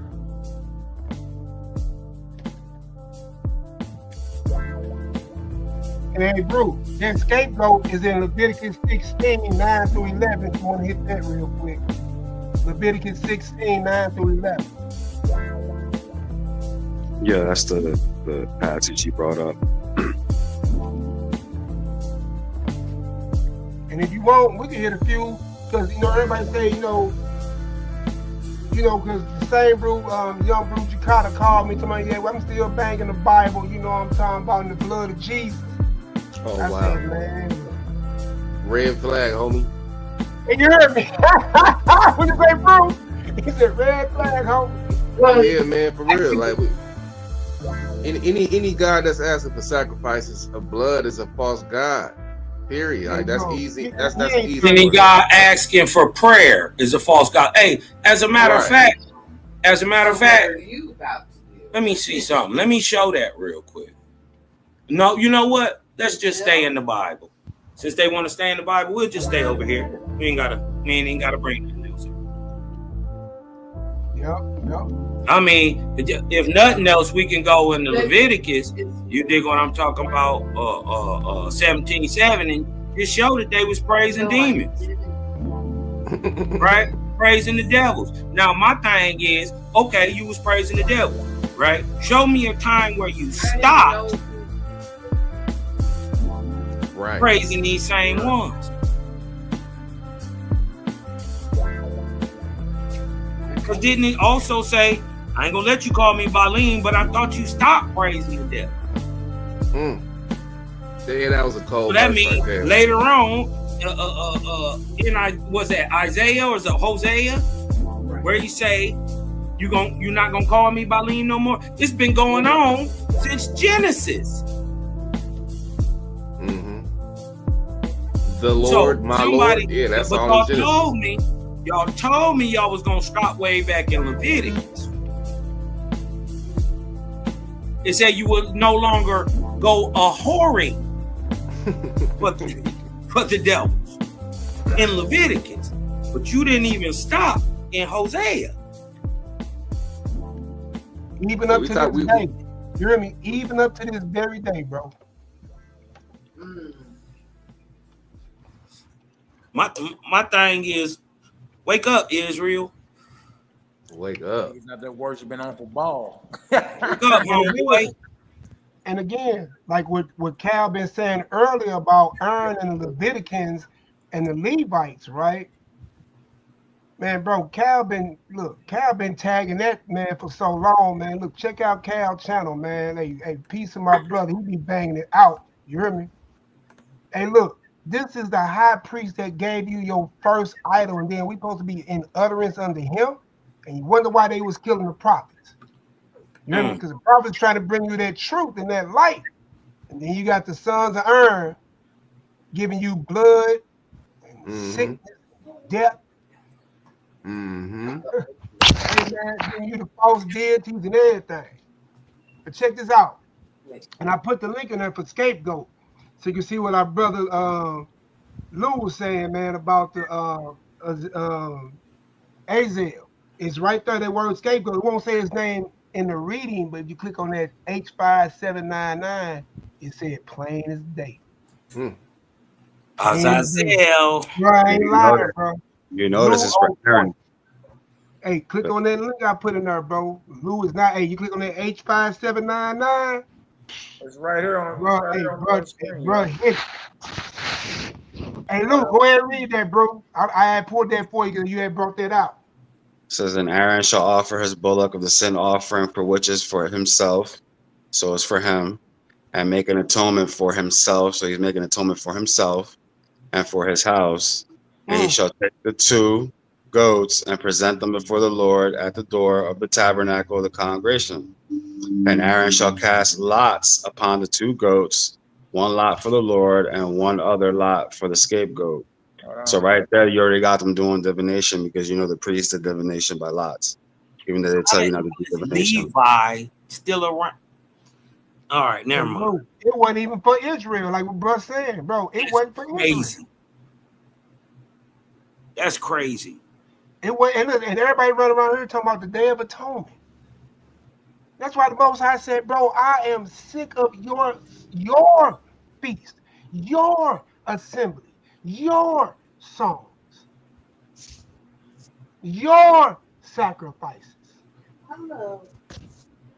And I think later on they had to start pushing the goat off the cliff, because I think before they would just send it out in the wilderness.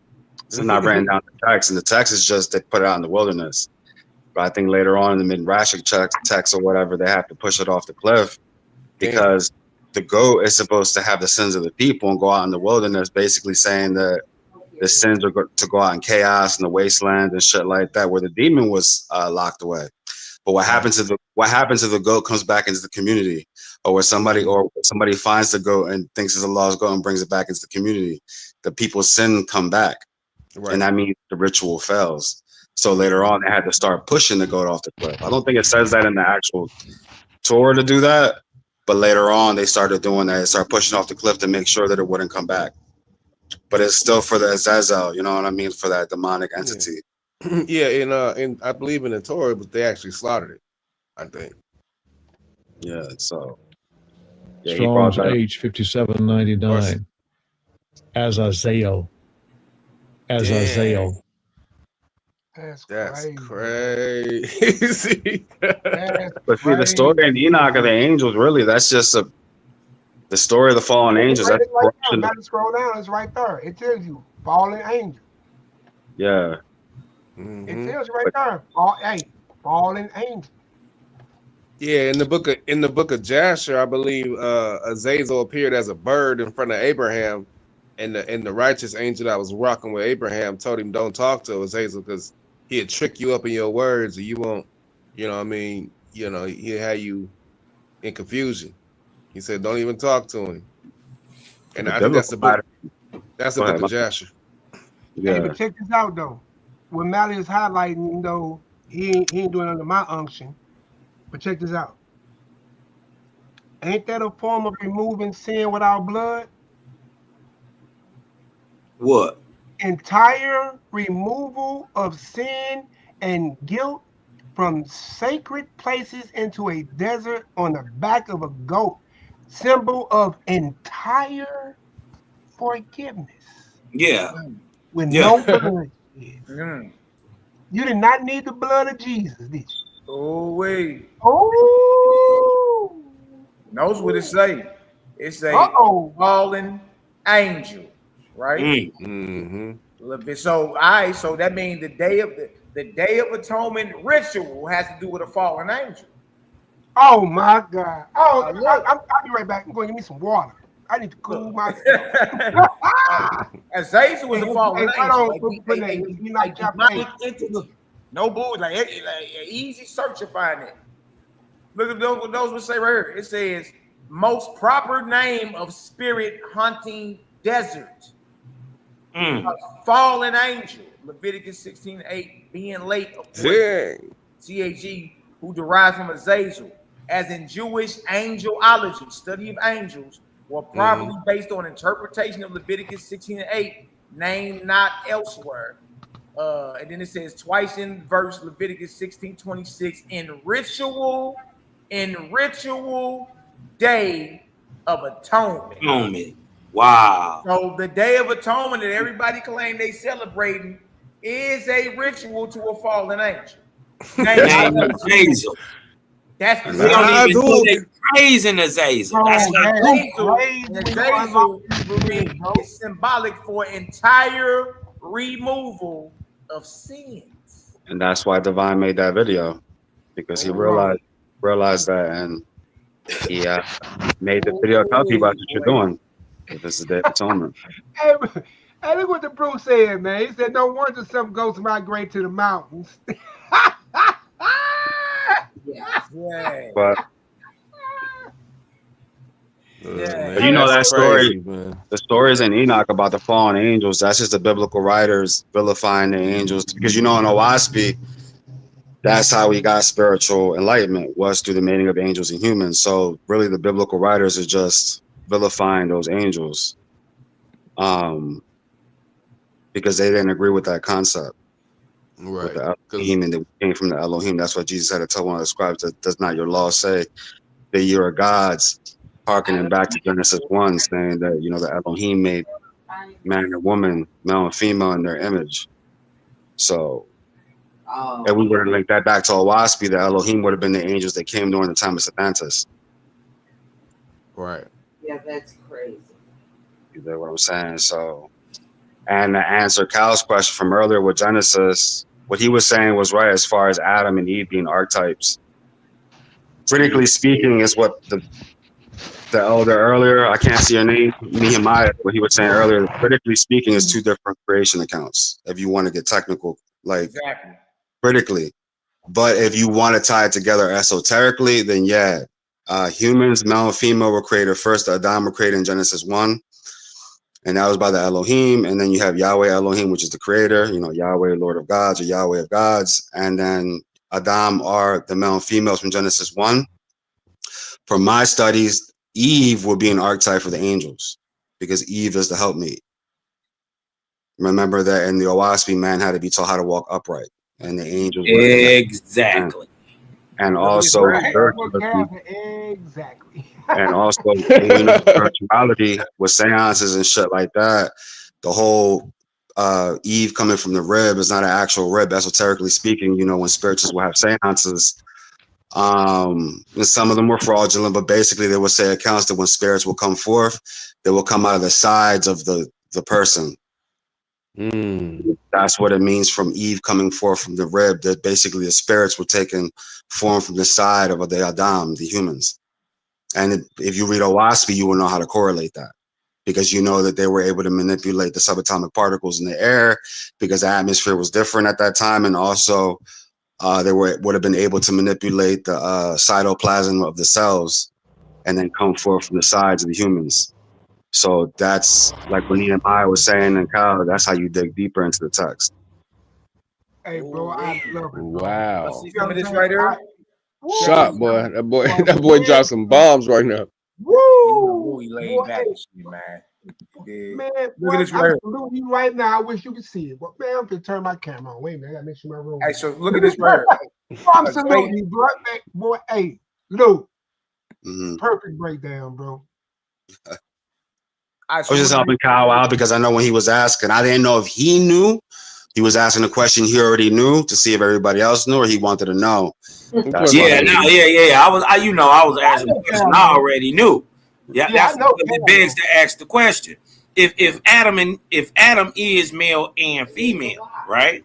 Well, then who is Eve?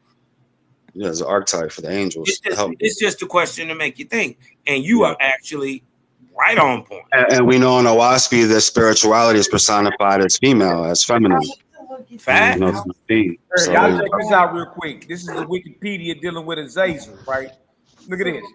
It says in the Hebrew Bible, the name Azazel represents a desolate place where a scapegoat during this bearing the sins of the Jews was sent during the Day of Atonement, Yom Kippur. During the late Second Temple period, after the closure of the Hebrew Bible canon, Azazel came to be viewed as a fallen angel, responsible for introducing humans to forbidden knowledge as described in the book of Enoch. His role as a fallen angel partly remains in Christian and Islamic traditions, Torah. In the Hebrew Bible, the term is used 3 times in chapter 16 of the book of Leviticus, where 2 male goats were to be sacrificed to Yahweh, and one of the 2 was selected by lot, for Yahweh is seen as speaking through the lots. 1 goat is selected by lot and sent into the wilderness for Azazel. This goat was then cast out into the desert as a part of Yom Kippur. So this is the ritual, Day of Atonement. The scapegoat ritual can be traced back to 2400 BCE Ebla, where it spread throughout the ancient Near East. Y'all, this ain't even original to no Israelite type of nothing. You dealing with the Ebla tablets, you dealing with Canaan, you dealing with all that, and those would say 2400 BC. Well, guess what? Israel didn't get up out of captivity in Egypt till 1553 BC. Hey, Malachi. What's that passage that talks about where the Most High says that I haven't dealt with any other nation like Israel? They haven't got the revelation with that I have passage? not known any other nation. Amos 3:3. Okay, so basically what that is saying is that it's saying that the religion and the culture of Israel is unique, but what you're seeing it is not so unique. It's not, because Yom Kippur and the scapegoat goes back to 2400 BCE, and Israel was the nation to 1553 BCE. That means they adopted this practice from the surrounding nations. Exactly. Bag drop. Same thing with other shit. Just like in Psalms or whatever, you got in the ancient Near East, the stuff with the chaos and the slaying of the serpent, whether it be Typhon or Tiamat, you got Yahweh slaying the Leviathan. It's the same thing. Why are these stories in there? You know what I'm saying? Why are if you're so unique, why are your myths echoing the myths of other cultures? If you're that unique, if the Most High is not dealt with you like he has any other nation, why are you echoing their shit? He sure look like them other nations. Dang, well, Body bag, boy. Look at y'all, and then let's not forget. Let's not forget. They're in Egypt. That means if we're practicing scapegoatism in Egypt, right? They're in a time that they shouldn't even be there. 2400 is before the time of Abraham, per the Hebrew calendar. Look at this ritual. I think we're gonna get some of this ritual right here, y'all. You dig? And we just verified in history that the scapegoat Azazel ritual can be traced back to those who came with the Ebla tablets, 2400 BC, meaning it was already going on. Right. And take notice, Ebla is way up in Syria. And like you said too, the Kohen were priests of Egypt. So this practice here in Leviticus, coming at it, from the Kohen, obviously is an Egyptian practice. Yeah, wasn't no Israelites there. So the Bible say, per the biblical narrative, ain't no Israelites there yet. Look at this right here, man. Look at this whole ritual. It say, dang, that's crazy, man. Because we Israelites celebrating all that, man. The Day of Atonement, the Tabernacle. We show them the atonement ritual. We show them the Tabernacle and how You niggas wasn't keeping the Feast of Tabernacles in the wilderness for 40 years. You were serving pagan gods doing it. We showing how you still calling on Baal. Yep. We're using Bible doing this. Even calling demon or angel Azazel was part of your Day of Atonement ritual. Man, this thing keeps getting bloody and bloody and bloody, brother. Like, and then the crazy part is the whole ritual to a god is false. Period. It don't matter if he go to any god whatsoever. Right. Period. Anything. It's false. Any anyway. of that is all false. So you fighting the fault to hold on to the fake shit. Anyway, look what he got to do. Don't matter which ceremony you trying to apply, it's all fake and to a god and not the creator of God. Yeah. Look at this. And he shall take the 2 goats and present them before Yahweh at the door of the tabernacle of the congregation. And Aaron shall cast lots, do some divination upon the 2 goats. One lot. Aaron right there being an archetype, y'all. They not talking about the literal man. Right. One lot for Yahweh, another lot for the scapegoat or Azazel. One lot for Yahweh and the other lot for the Azazel. It hit different when you read it like that, don't it? And Aaron shall bring the goat upon which Yahweh's lot fell and offer him for a sin offering. Chop his damn head off, chop his legs off, quarter him off, drop that blade to his chest cavity, cut out organs, cut fat off, pour blood border, you know the regular. You know that it was some Old Bay and some paprika. You hit that nigga with that Lorry seasoning. Just another day in the office for the Kohen. Man.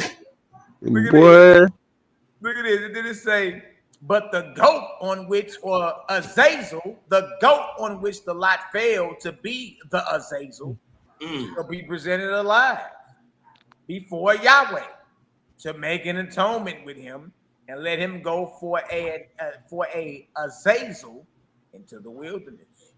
And Aaron shall bring the bullock of the sin offering, which is for himself, and shall make an atonement for himself and for his house, and shall kill the bullock of the sin offering, which is for himself. And he shall take. So they do both. Man. And he shall take a censer one go. burning coals of fire from off the altar before Yahweh, and hands full of sweet incense beaten small, and bring it within the veil. I thought he said he ain't like incense. He said incense are an abomination. Look at this. Look what Aaron doing though. Look at this. And he shall put the incense upon the fire before Yahweh, that the cloud of the mercy seat that is upon the testimony that he died not. This is the whole Day of Atonement ritual, the Azazel and all that. And he shall take of the blood of the bullock. So now you're playing with blood. Sprinkle it with his finger upon the mercy seat eastward. And before the mercy seat shall he sprinkle of the blood with his finger 7 times. Then shall he kill the goat of the sin that is for the people, and bring his blood within the veil, and do with that blood as he did with the blood of the bullock. Remember earlier it was supposed to be for Aaron. And before the mercy seat, and he shall make an atonement. All that plain and all that blood. And he shall make an atonement for the holy place because of the uncleanness of the children of Israel, and because of their transgressions and all their sins. And so shall he do for the tabernacle or the congregation that remains among them in the midst of their uncleanness. Good night, boy. Woo! Wait, Mally, hold on. 2 things real quick. Talk to me. One thing is both of the animals was doomed, because the one that they let go free, he was sent to the false fallen angel, right? Right. So that goat doomed, and then the bullock got slaughtered. So that's both of them was doomed off top. But then I was gonna have you pull up if you wanted to. You don't have to. But Lection 33 in the Gospel of the Holy 12, This whole ritual is condemned by Yashu or Aisu. I'm pulling it up for you. I got you. Go ahead. Yeah, Yeshua dealt with this issue because the disciples pressed him about a question they had concerning the sacrifices in the temple. Because the priest actually was teaching that, you got to sacrifice and all the blood for the sin. So the disciples pressed Yeshua was like, yo, is that true? Does the blood sacrifice of the law take away sin? And Yeshua told him straight up, brother, no, sir. No, sir, Bob. No blood of no beast, bird, or man can take away sin. For how can it? It actually increases the condemnation of a man. Because now you done committed a sin. Now you done killed something on top of your sin. You added to your consequence. You see what I'm saying? Yeshua broke that down in the Gospel of the Holy 12, Lection 33. So he condemned that whole. He knocked that false god Azazel worship out way back then. Because Nazarites can't even touch blood. You can't touch nothing dead being Nazir. You talking about twiddling blood between your fingertips and sprinkling it with your finger. A Nazarite couldn't even do that. That went against the whole practice of the Nazarite faith. So yeah, Yeshua broke that down for his disciples in that Gospel of the Holy 12. I thought that was crazy, when I first read that. Well, that begs to ask the question, Prince Judavon. Mm-hmm. If a Nazarite, right, who enters the temple, and can't touch blood, right? Mm-hmm. They gotta be something different than what a Levitican is, who slaughters blood to go into the temple. Clearly, slaughters things to go, because one can touch it, one can't. Mm-hmm. We had a whole different priesthood arrangement in the Nazarene situation. The system and order of the Nazir was totally opposite, literally. Totally opposite. And the reason being because they serve the Creator, not Baal and Azazel. You dig what I'm saying? Their instructions was coming from the one that said, I'm life to all, liberty, happiness, harmony, love to all my creation without the harm or sacrifice to nothing and nobody. Yeah. That's the difference. They came up out of Egypt with that practice unto Azazel and all that. The Nazir came from the true Israelites, not the Leviticans, not the hangers on. You know what I'm talking about? Who didn't know creators. Go ahead. You ever notice that the prophets always got to go to the people, or the people got to go to the prophets? Mm-hmm. The prophets are not where the people are. Yeah, they're on the outside. They're outsiders. Where their scenes were. Mm-hmm. Yeah, they all were. Yeah, they were not all of them, but the ones, the faithless, the children of light, they weren't the king's people. They would be outside those places, and they definitely didn't serve. They were somewhere else. Yeah, so they had to remain separate. At one point, all of Israel were faithless, and then Baal, Ashtaroth, corrupting the priesthood and shit like that, and then the kings, and then the majority of the people became corrupt, and they became the king's people. Yep. So they had to separate themselves. That's why you had the school of the prophets, the children of the prophets. They had their own thing going. They were outside of that. Even so much of the Nazarenes, like Epiphanius speaks about, says that they don't even acknowledge the Torah we got. They don't even think this is not even their legislation. They know about Adam, Eve, Enoch, Moses, Noah, all these people, but as far as these stories, these laws or whatever, they say they're forgeries.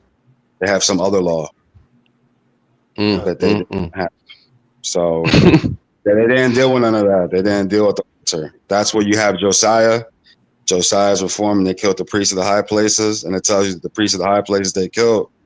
It says, though they didn't serve at the altar, they ate bread with their fellow priests. Because remember, before they came out of Egypt, the whole Passover lamb, the memorial after was to observe unleavened bread, the feast of unleavened bread, not to continuously kill lamb all the time. And so remember in the who revealed that to Moses? Once that the female Egyptian priestess revealed that to Moses. She revealed what? about the showbread. Huh? Yeah, the memorial was to eat the bread. That was the memorial. They was the angel creator was telling her not to eat it. Right? They gave a different instruction for the showbread and the candles and the basin and all that. You dig what I'm talking about? And he told her to go tell Moses. Creator said, and he gonna marvel at what you saying. Mm-hmm.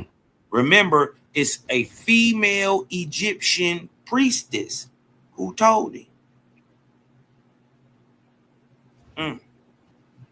We gotta remember, Egypt was lit. Egypt was lit at that time. It was Suez everywhere. Remember, they had literal angels walking around with them. Literal. They would come down and take over bodies. That's what part of the whole process of what happened in the pyramids. The soul or the spirit of the person in the trance would get swapped out with the angelic being. He'd come down here and do what the hell he wanted to do. That's wild. Oh wait. That was going on regularly. Yeah, man. Oh, you got that 33 there now. Here it is right here. I see. Here it is right here. Man, this right here. So fire, flames, light bombs coming from Yahshua, man. Check this out, man. This mug say, by the shedding of blood of others is no remission of sin. Aisu, y'all know Aisu mean one that can hear and see spirits. We already know that. But Aisu was teaching his disciples in the outer court of the temple, and one of them said unto him, Master, it's said by the priest that without the shedding of blood there is no remission. Can then the blood offering of the law take away sin? Aisu answered, no blood offering of beast or bird or man can take away sin. For how can the conscience be purged from sin by the shedding of innocent blood? Nay, it will increase the condemnation. So just that one verse alone right there bodies that a whole false deity. You see what I'm saying? That's getting people to believe that this is the gospel of Jesus is the blood of the lamb. He said no lamb, no beast, no bird, no man blood can take away sin. Yeah. You see what I'm saying? It's actually going to actually add to your wickedness. You made it worse. You didn't do no good. The Azazel rituals, the actual goat that got slaughtered for Aaron, and then the goat that got slaughtered for the people. All your sin offerings, all the blood, whether it's man or beast. You ain't did nothing but stack your sins. Man, add up. And if you peep, even just by taking life, you're adding, iniquity, but also the act of killing something else for your own self-preservation is a form of selfishness. And it's dishonorable. Matter of fact, why would you take somebody else in place of something you did wrong? You got to let that really resonate. If you're a real man, a real one, you're gonna handle your shit. Excuse my language. You know what I mean? If I spill the milk, I'm gonna clean it up. But for you to accept another man dying for you when you did something wrong, that's totally that's a jellyback situation. Yeah, you a sucker for that. You know what I mean? So a real man say, nah, man, I messed up. Let me go up here and clean this up. Now, I want y'all to see on the other side too. This is one of the reasons why Christ, Buddha, and Brahma were allowed to succeed in their scheme, because they stopped the blood worshiping and all that stuff, and the oracle worship and all that stuff. They was allowed to do what they was doing in a way to stop this sin that was being applied to man. You dig what I'm talking about? Look what else that deal say. That deal say the priest indeed receive, or the Kohen indeed receive such offerings. Right. Reconciliation of the worshipers for the trespasses against the law of Moses. But for sins against the law of God, there can be no remission, save or only There you go. repentance and amendment. Stop doing what you're doing and correct it. That's right. You know? That's honorable. You know what I mean? And by that you have your own glory, in which you give praise to the Creator, but you overcame something, so you can level up in that sense. But to start off and stuff every time you make a mistake is crazy work. Look. Some gotta die. Go back to the verse 1 real quick, Mally. They're making a distinction too, that the priest and what they're doing is two different things. That's right. Because he say it is said by the priest, right? So what the priest is saying and what the Messiah is saying is two different things. So right there, that lets you know that the priest ain't part of what Yeshua really got going on At all. Totally opposite. It's the opposite. It's the opposite. And that's the key. You dig what I'm talking about? That's the key. When you're talking about a people of light, they can't be doing darkness. Mm-hmm. Look that's the giveaway. That's right, bro. That's right and correct. Look what it say. Is it not written in the prophets? Put your blood sacrifices to your burnt offerings and away with them, and cease ye from the eating of flesh. Woo! I spake not, I didn't speak to your fathers, nor commanded them when I brought them out of Egypt concerning these things. Quoting Jeremiah. You wasn't even Jeremiah and Amos. Yeah. You wasn't commanded about none of this shit coming up out of Egypt, man. So when was it at? See? I'm telling y'all, bro. That's why he asked you, who told you that? But see, listen, that's why I think, see, because remember in the Owaspi, it was Gabriel that inspired Ezra to compile the Torah. But it was also the Persians that told Ezra to do it. So, Gabriel knew.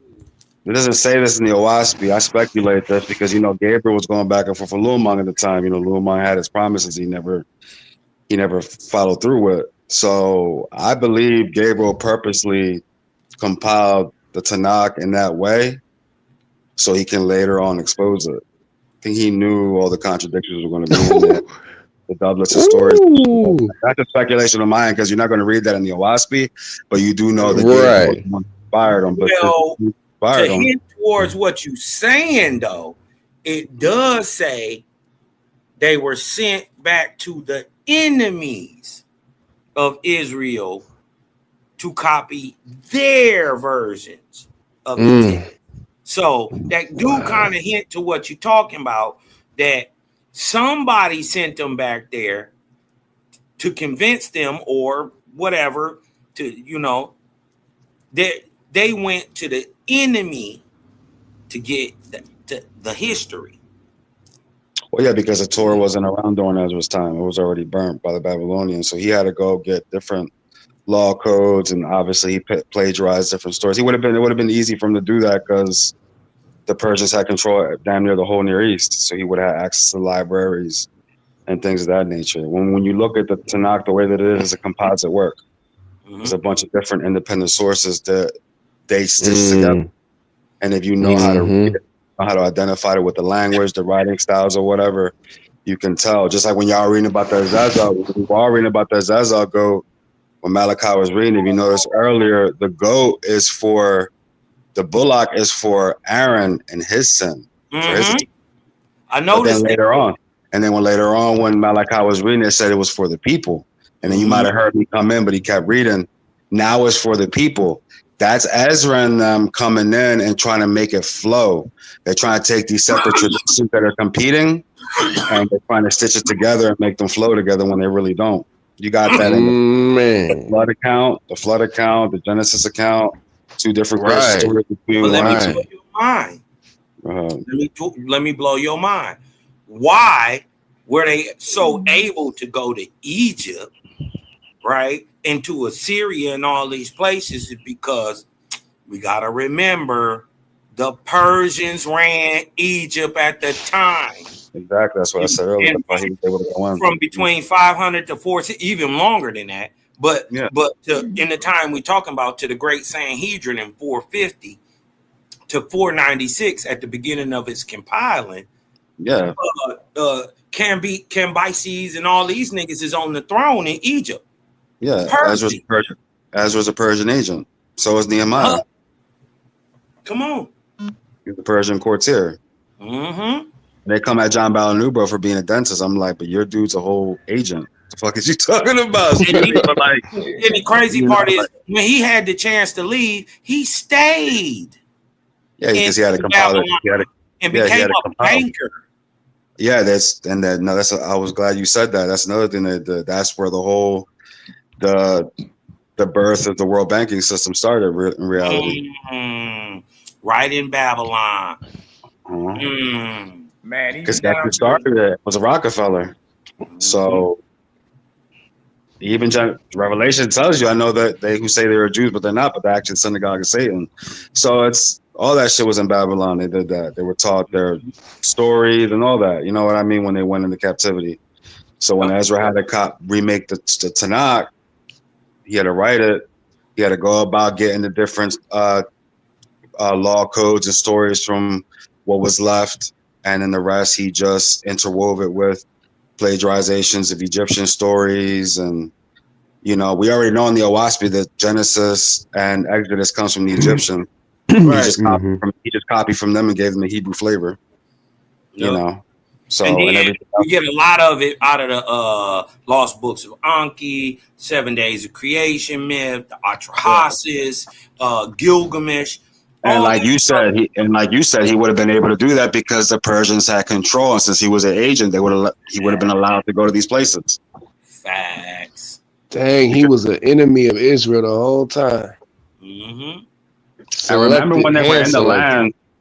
It was they were in the land. There was a story where the people they were already building a temple, and they went and they ratted them out. Those of Judah went ratting them out to what's his name? Mithradati. Oh yeah. Yeah, they ratted the Israelites out. They ratted them out to the Persians. Yeah, I remember that story. Yep. Another Persian. Man, bro, it gets so deep. It's crazy. Let's get on your boy Cyrus too, because he's another one. You know what I mean? And then you got a lot of people that champion Cyrus and claim that the creator is the one that's behind him. You know what I mean? Now look at this proclamation in the Bible, and then we're gonna read, what the Cyrus cylinder actually says. All right. Now, if look, we're in Ezra. I see that. We in Ezra. All right. Just saying that Ezra is a Persian. He's an officer of the Persian courts. Man, he the first Paulus Saulus. Now look at this. And then we're going to read what the Cyrus cylinder is really about. All right. Cyrus's proclamation, Ezra 1:1. Now, in the first year of Cyrus, king of Persia, that the word of Yahweh by the mouth of Jeremiah might be fulfilled, Yahweh stirred up the spirit of Cyrus, king of Persia, that he made a proclamation throughout all his kingdom and put it also in writing, saying, now this proclamation, y'all, is actually in a British museum to this day. It's called the Cyrus cylinder. Don't worry about it. We're going to read about it. Look at this. Now, according to the Bible, this is what Cyrus said in this Cyrus cylinder. And right, look what it said. Thus saith Cyrus, king of Persia, Yahweh, God of heaven, hath given me all the kingdoms of the earth. Really? And he hath charged me to build him a house at Jerusalem, which is in Yahudah. Who is there among you of all his people? His God be with him. And let him go up to Jerusalem, which is in Yahudah, and build the house of Yahweh, El of Israel. He is the God, in parentheses, which is in Jerusalem. Now, Now, right here is basically saying that Yahweh used Cyrus as a vessel, and even off Cyrus' own mouth, he letting it be known that Yahweh, the God of Israel, he is the true God. Yeah, right? when you Now, cylinder. let's get into the Cyrus cylinder because there is an actual artifact that Cyrus, the king of Persia, put in You the gonna right. hurt Malachi, you gonna hurt somebody, bro. Yeah. We're gonna hurt somebody's feelings today. Watch this. Because all this goes back into all these different gods pump faking like they created. Right. Ancient Cyrus cylinder, ancient clay cylinder. The Cyrus cylinder is an ancient clay cylinder now broken into several pieces on which is written an Achaemenid royal inscription in Akkadian cuneiform script in the name of the Persian king Cyrus. Look at this. Look at this. What you think it's a game? What you think we playing? Look at this. Cyrus the Great, the founder of the Achaemenid Empire, worshipped who? Marduk. Oh, wait. Marduk. Mm-hmm. Huh? It was by What Marduk's it say? power. The Babylonian god during his reign. The Cyrus cylinder, the Cyrus cylinder discovered in 1879 reflects his policies and his relationship with who? Marduk. False God killers in the building, boy. Expose them. Dang, look at this. Only In the cylinder. Only he can do that. Marduk. Hold on, y'all. This is quick. I got it. Let's check it. Hold on. Remember, false gods usurp other names. If they overcome the God in any place, they become it. Look at this. The Cyrus cylinder discovered in 1879 reflects his policies and his relationship with Marduk. Not Yahweh, y'all. Marduk. Look at it. Hey, my computer keep tripping. It says, in the cylinder, Cyrus praises himself as a benefactor to the Babylonians and acknowledges Marduk as his benefactor, restoring worship of Marduk and the Babylonian deities.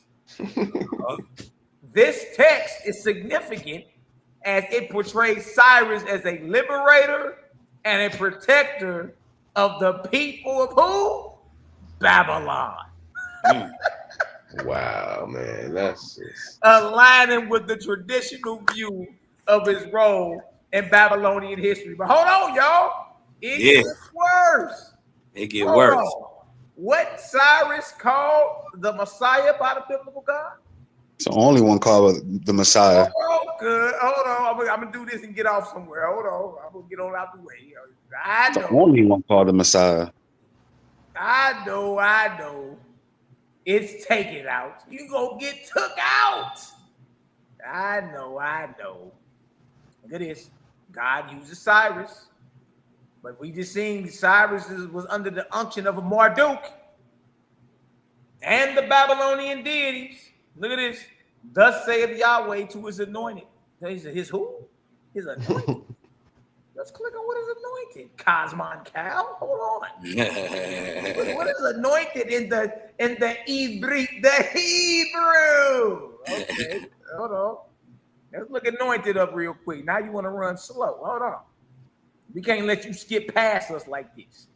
Thus saith Yahweh to his anointed, to Cyrus. His Messiah. Huh? Say it ain't so. What's going on? This deal. Well, now you want to move slow. Here we go. H4899 for y'all that can read this block Hebrew. Read them and we. What is it say? Hold on, share this. You gotta flip the screen, Malin. Hold on, bro. Hold on. Mashiach. Hold on. Mashiach. Hold on. Then you can choke on your cats and all that. You can say it just like this. Hold on. Here we go. Strong's H 4899. Mashiach. Somebody done spilt their Melchizedek. Would that say anointed or who? Messiah. Messiah. of Messiah, Messianic Prince of who? Cyrus. No. Wow. Say it ain't so. That mug say Cyrus. Nigga, that deal said Cyrus, a Marduk worshiper. Oh, Yeah. wait. Well, now we know one of the names usurped by the false god. Let's go find out who this false god is. Hey, Mally, share my screen. Gotcha. Because let's go see who really inspires Cyrus. You, bro. Let me finish this verse. Thus saith Yahweh to his Messiah, to Cyrus, whose right hand I have hold into subdue nations before him. And I will loose the loins of kings to open before him the two lead gates, and the gates shall not be shut. The God pump face right here is Marduk, y'all. It is not the creator at all. Hadouken. Oh, wait. My brother Cosmo. Bag drop. Share something. Hold on. Let me add this to stage. I got you, bro. I got you. Right? Because remember, we talking about who inspired Cyrus to go and conquer. Right? Marduk finna get the Hadouken. Right? Now he said he's a Marduk praiser. But remember, these false entities can come in any shape, form, figure, or name. Let's see who it really is. 20 and 12. Blow it up some more? Yeah, just a little bit if you can. Blow it up some more? Just a little bit if you can. If not, we're going to roll with it. Let me see. That boy Mally ain't got his specs on. Nah, man, my whatchamacallit, I can't figure out how to. That boy need the auto. If it's off screen, don't worry about it, Cal. That's good right there. All right. And it said Luamong. Wow. Or maybe I should go up a little bit for context, right? Please do. Please. Let's go up to 20 and 10. Book of Esdras. It says Baal, on the other hand, has sent hundreds of millions of his warring angels down to the earth to Hellas, which we would know at this time is ancient Greece. To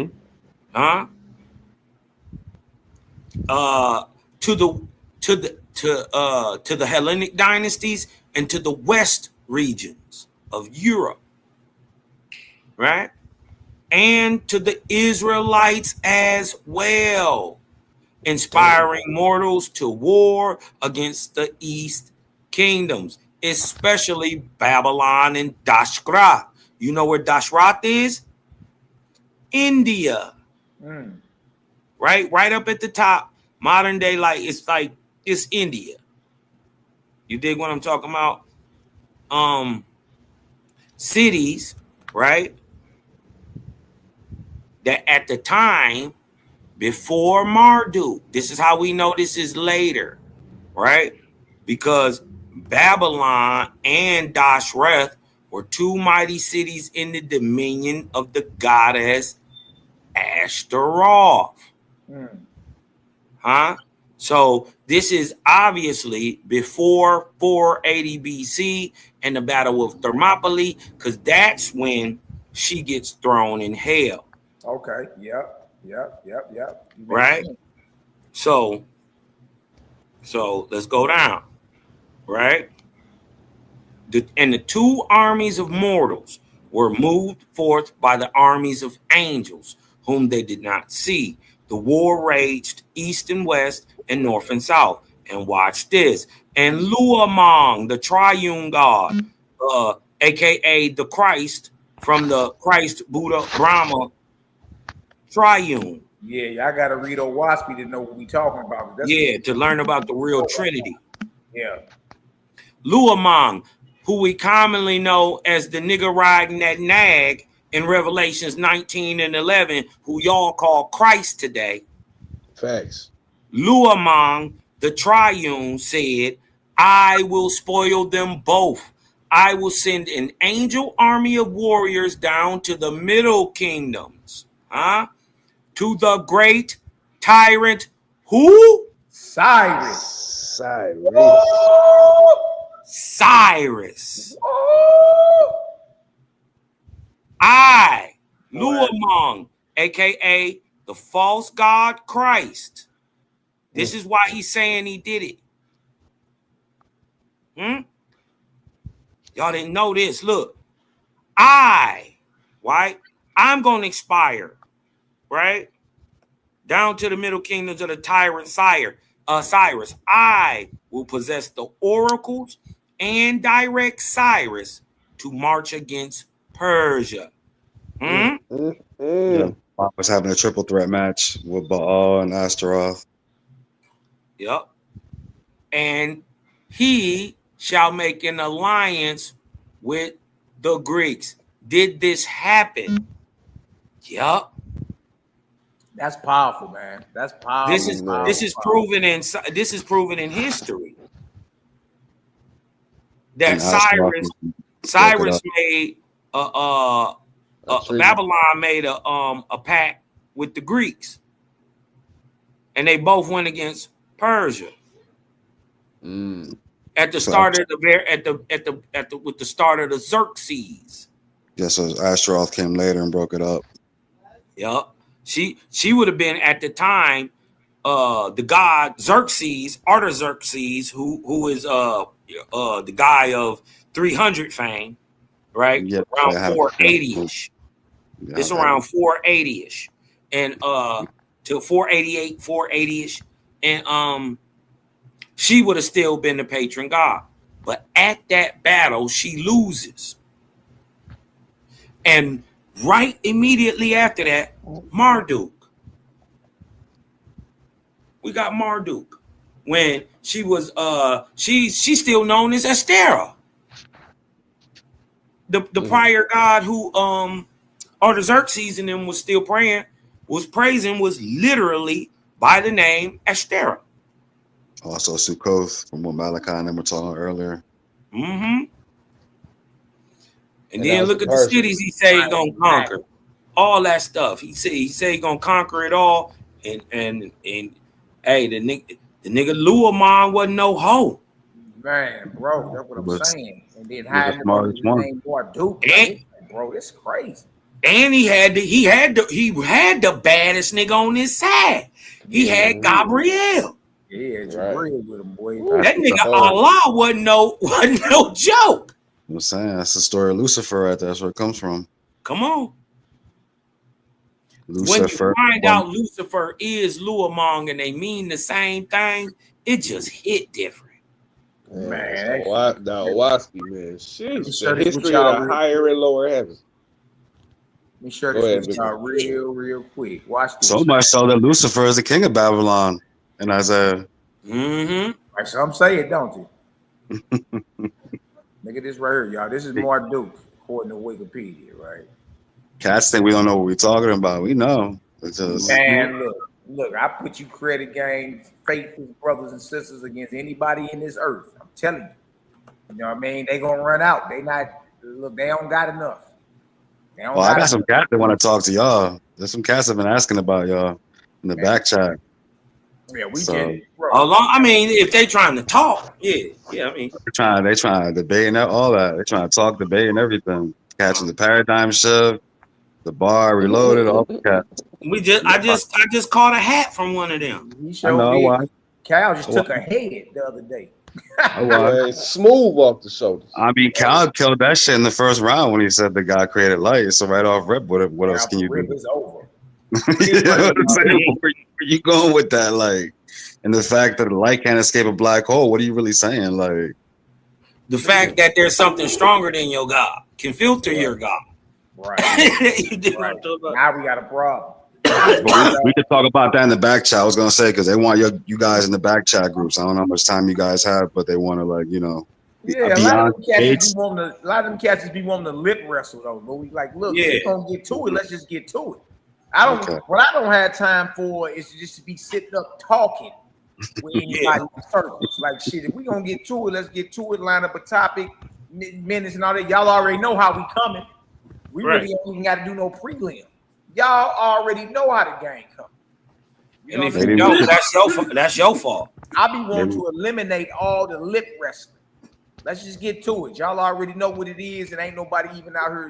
I got two more debates already lined up over there on the Coliseum and Paradigm Shift with one more Naga, another easy win. He said all light is objective.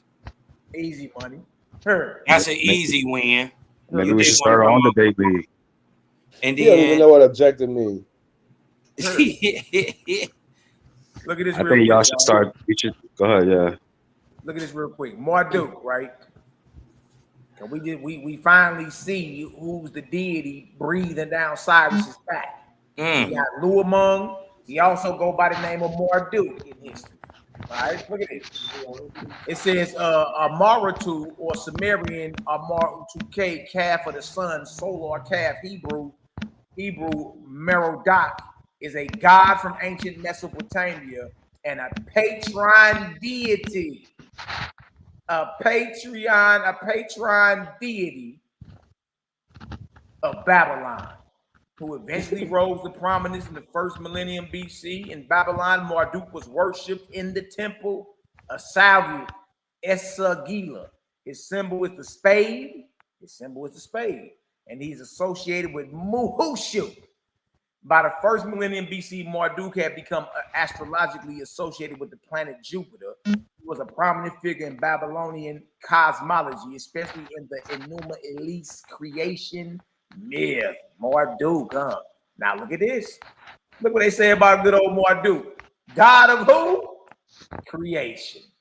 Good night, boy. Him right here. In the form and figure of a two-headed jackal. They all pump fake like they the creator, man. All the deities. All of them, bro. They all jump out there and claim they created. Now, this is Marduk. He was praised by the Persians, correct?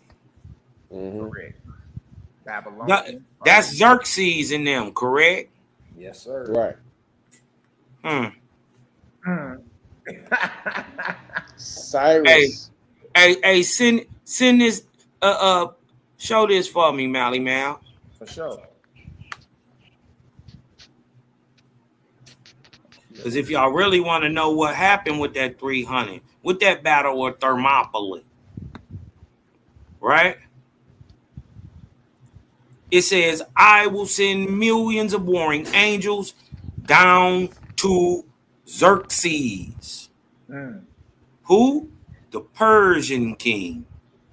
At the same time, who on the throne in Babylon? Baal, right? Cyrus. Cyrus. Oh, yeah. And to his kingdom, right? And remember, this the middle kingdom. Cyrus is in the middle of what? He's in the middle of Hellas or Greece. You dig what I'm talking about? And Persia. You dig what I'm talking about? I will send millions of warring angels down to Xerxes, the Persian king, and to his kingdom, and they shall obsess every man, woman, and child to desperate madness against the Greeks. Huh? And the middle and western nations. I will send, what does it say? I will send Xerxes forth with the mightiest army that has ever been on earth, and they shall despoil all regions wherever they march. We see that happened, and it's noted throughout history that Xerxes had the largest army ever, and they underestimated because they only number it at the largest 3 million. It's actually 5. It's 5 million. For I will make Xerxes and all the Persians believe. Listen to this. I will make Xerxes and all the Persians believe they are doing these things for their own prosperity and glory, and for despoiling their own enemy. And after Xerxes has despoiled and conquered the earth regions, Baal and all other gods shall be driven away from the oracles and temples. Xerxes shall issue a decree abolishing all other gods but me, Ashtaroth. Now we see Marduk in Babylon, Ashtaroth, Marduk, aka Luamon Christ, in Babylon, right? Inspiring Cyrus. We see Xerxes being inspired by Ashtaroth. And who is being inspired by Baal, Uncle Ball? Huh? Your boy King Leonidas. The Greeks, yeah. Leonidas being inspired by Baal. Dang, that's deep. So Babylon, Persia, and Greece had all warring false deities leading them. Yep, a triangular war. Cyrus was up under in Babylon, but was under the inspiration of Marduk. Your boy was up under your boy what's his name? Xerxes. Ashtaroth. And then Leonidas of the Greeks 300 was up under Baal, Uncle Baal, because Zeus is Baal, ain't he? Yes. Zeus is Baal is the third iteration of Zeus and Jupiter. He the third one. Because Anu was it first, and then Osiris took the title, and then Baal took the title. Man, that shit crazy, bro. Man. It's so imperative to know the character of the creator, man, because so many gods is pump faking, man. And it's obvious. Yeah, because they are obvious. They the father of the gods. So they the creator. They the God of creation. And all of them look like men that stank in the morning. Because they were. And this the dope part. Historically, they didn't tell you nothing about Darius. But before Cyrus get there, Darius does a deal with the Greeks. And then the Persian king before Xerxes tried to smash. He did smash him. He got down, but he left him living. Xerxes come back to finish it. They killed his father though. He died in that campaign. The name is slipping my mind. The father of Xerxes. Anti-Xerxes, Xerxes. It wasn't. They were either Darius or Artaxerxes. Yeah. And so it says, look at this. And when I am thus well anchored on earth, I will turn my legions against this new upstart God. The Trinity God, Luamong, aka the bearer of light, aka Christ. And I will, aka Marduk, and I will cast him into hell, from which he shall never escape. Now I gotta ask y'all, who y'all think won that? Because if I ask you, well, where is Ashtaroth today? You're gonna hit me with the Scooby Doo. I don't know, Raggy. But if I ask you where Christ is today, you're gonna say he right on the corner at the church, right? At the right hand of God. Right? So Ashtaroth concentrated her heavenly warriors into this great and desperate work, for she had been maturing her plans even before Xerxes came to the throne of Persia. And this is why I think it's Darius. Wait a minute, hold on. I don't want to speak out of turn. Hold on 1 second. I just asked the question real quick. Hold on. We got Who is the father of Xerxes? Darius. Yeah, I was right. Okay, I didn't want to misspeak. I said Darius. I said either Antar, a daughter of Cyrus the Great. In Western history, Xerxes is best known for his invasion of Greece in Right? Now watch this. Now remember, it ended in Persian defeat, right? Who inspiring the Persians? Ashtaroth. So Ashtaroth concentrated her heavenly warriors into this great and desperate work.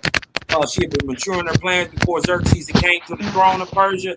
And since in those days, the kings and rich men in all those countries consulted the spirits or the oracles called Pythians, right? Also called jinn in Arabic, right?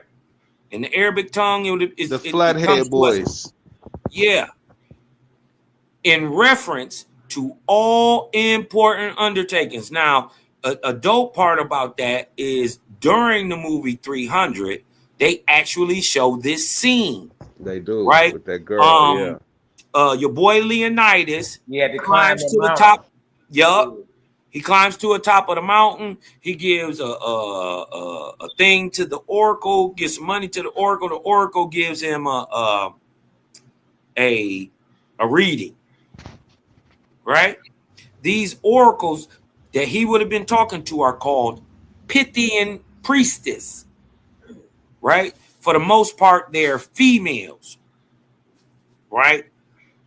But they always talked to them before they did any major business. You dig what I'm talking about? Wars or whatever. You dig what I'm saying? And the Pythian priestess. Okay, I see. Yeah. You right? And, they show that in the movie 300. Yeah, when he climbed that mountain. Yeah, for sure. Yup. He said, in reference to all important undertakings, it was not a difficult feat for Ashtaroth to obsess millions of Persians to carry out her project. Wasn't even hard for her to do her thing, bro. Nope. You know what I mean? Accordingly, Ashtaroth commanded her marshals to summon 2 billion angel warriors, men and women, for the work in hand.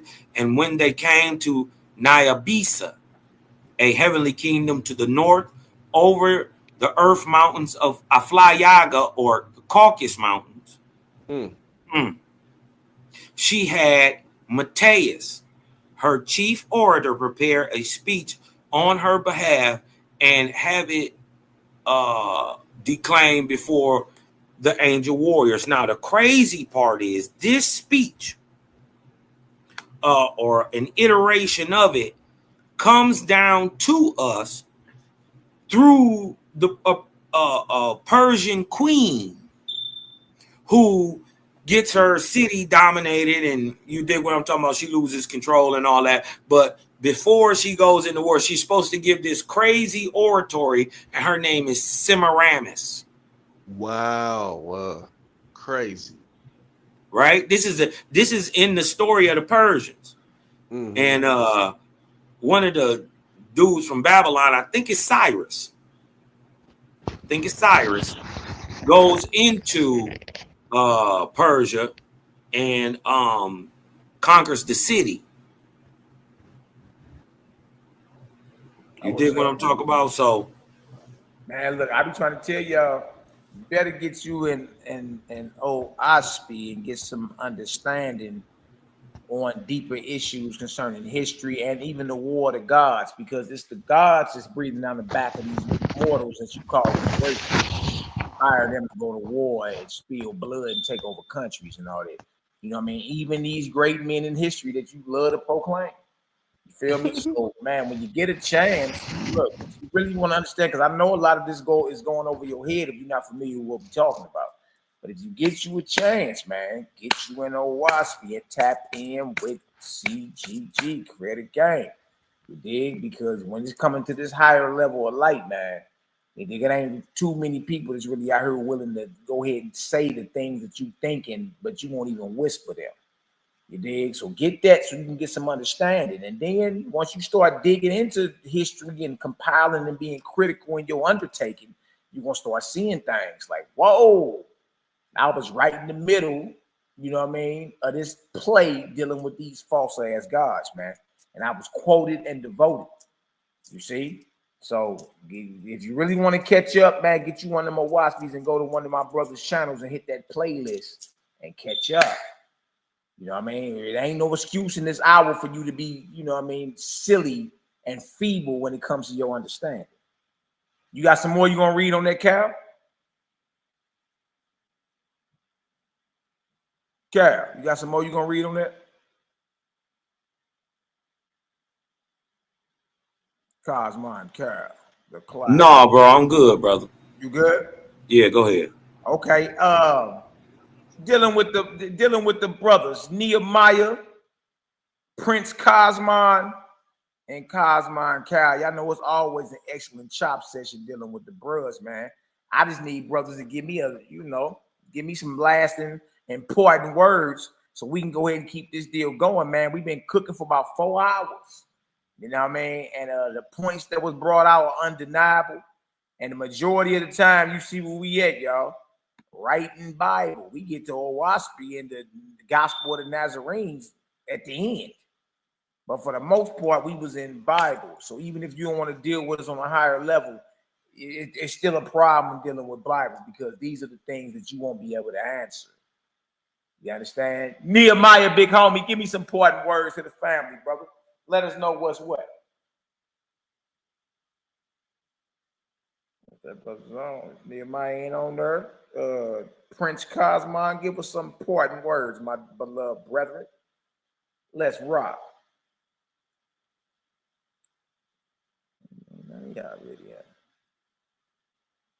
What about Cal? Cosmon Kruger. Give me some important words, Aki. Let's get on the body heads. 1 second, bro. You say what? What'd you say, Cal? Cal. I couldn't even hear you. Well, I can't hear you. My bad, bro. Go ahead, bro. Give us some important words, my brother. Oh, you about to get up out of here? About to get up out of here, man. It's been about 4 hours. I got another chop session I got to get to. Yeah, man. You dig what I'm talking about? This is, it's another dope thing, man, that can be proven that it happened historically. I think that's what's dope about Owaspy. It show you the insides out what was happening behind the scenes, because we just see them warn continuously for about a 600-year period. It's just non-stop war, but ain't no reason behind it. Yeah. Now we finding this is reason behind it. Man, well, we can go right to it and point to it too. Mm-hmm. It all come full circle, man. You know what I mean? So, man, like I say, man, learn the character of Creator. Even learn the character of your opposition. Learn that so you can understand how to move and maneuver out here. Everything breathing down your back ain't a righteous inspiration. You got to know how to filter that. You know what I mean? And get through with that. And that way you won't be deceived. Those who rock with the Creator will not be deceived in any way, shape, form, or fashion. Because you know if it pop up looking like something and demanding worship and prayer, then guess what? That ain't the Creator. That ain't the Creator. That's a false god pump faking like it's your maker. Then it's important to know because you don't want your spirit or your soul bound as a slave when you cross over, man. Because that day is coming. You dig? So we might as well go ahead and clean up our mess right now. Just get to it. You dig? So once again, all praises to the ever-present Creator, the maker of suns, moons, and stars, the Creator, the God maker, that always was, is, and ever shall be, whose magnitude is incomprehensible and whose presence is our work. You dig? My brother Nehemiyah, give us some last words, brother. Hey, man, look, I had so much fun, boy. Look. And brought the band back, so look, I enjoy this, man. I enjoy, having, times to talk. I love the intellect of our young gods, man. It grows my heart, man. You know what I'm saying? To see bros elevate outside of the realm of spookism. You know what I'm saying? Ain't scared to articulate, learn, grow, and rise above the mundane mindset of it got to be this way on the highway, and you got to be scared to think anywhere else. You know what I'm saying? We should never be in a place where we scared to think. You know what I'm saying? You should not be scared to grow. You should not be scared to manifest. And like the young brother said earlier, man, I don't know if it was Lux or the young guy right here, man, bro. When you think about the spiritual cowardice to not have accountability, and I was listening, and it hit me so hard when he said, "Say, bro, just the thought that something got to die for what you did." I think that took me by storm out of everything we talked about today. And it was right after, we talked about the zeal, the scapegoat. You know what I'm talking about? Everything, bro. When just the thought, and it capitalized the sin that you were already in, that you took some innocence of something else. And then I thought about the story when we had the conversation, and the other side tried to do it. They did that piss poor rebuttal about the man that came back. I ain't go down the whole class. The man that came back and he had to kill his daughter. And we went through the whole class about what that type of sacrifice would mean, like how he would have to do that. How he would have to fillet her like that, bro. Could you imagine that you took away "thou shalt not kill" off the table? If you say that that's the highest one of the top 10, right? "Thou shalt not kill." But then you kill to atone. Bro, you just capitalized on the sin you already did. You murdered something. You're on mute. You're on mute, Malaki. Yeah, I just was saying stacking sins, you know what I mean? Yeah, bro, that is crazy. And I think we talked about a whole lot. You know what I'm saying? And I enjoyed everything. But I think that really hit me when I thought about we really have been taught that we needed blood, bro. Yeah. That's crazy, bro. Yep. And that something had to die. Yeah. Instead of the most honorable ways, listen, clean up what you messed up. You dropped it, you clean it. Flat you out. broke it, you fix it. And even more honorable, help somebody else fix it.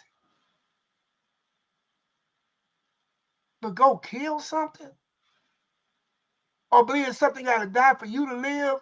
And like you said, look, no blood can pierce the consciousness. Oh, when y'all read that, boy, I said, boy, that was cold. Be certain things that get my spirit like, ayah! Hey, I tell you, man, that light get the bombing, boy. I tell you. And then look, it's all shooters on deck. Like everybody up here bomb that light. Everybody. So it's like, look, we always ready, man. Like it ain't. Hey, I know, but bro, I still be getting hit. Boy, pow, boy, little shockers be lighting up my back. Bing, bing, bing, bing, bing, bing, ding, ding, ding, ding, ding, ding. Hey, boy, hey, I love it, bro. That's all. Hey, look, it's a beautiful walk.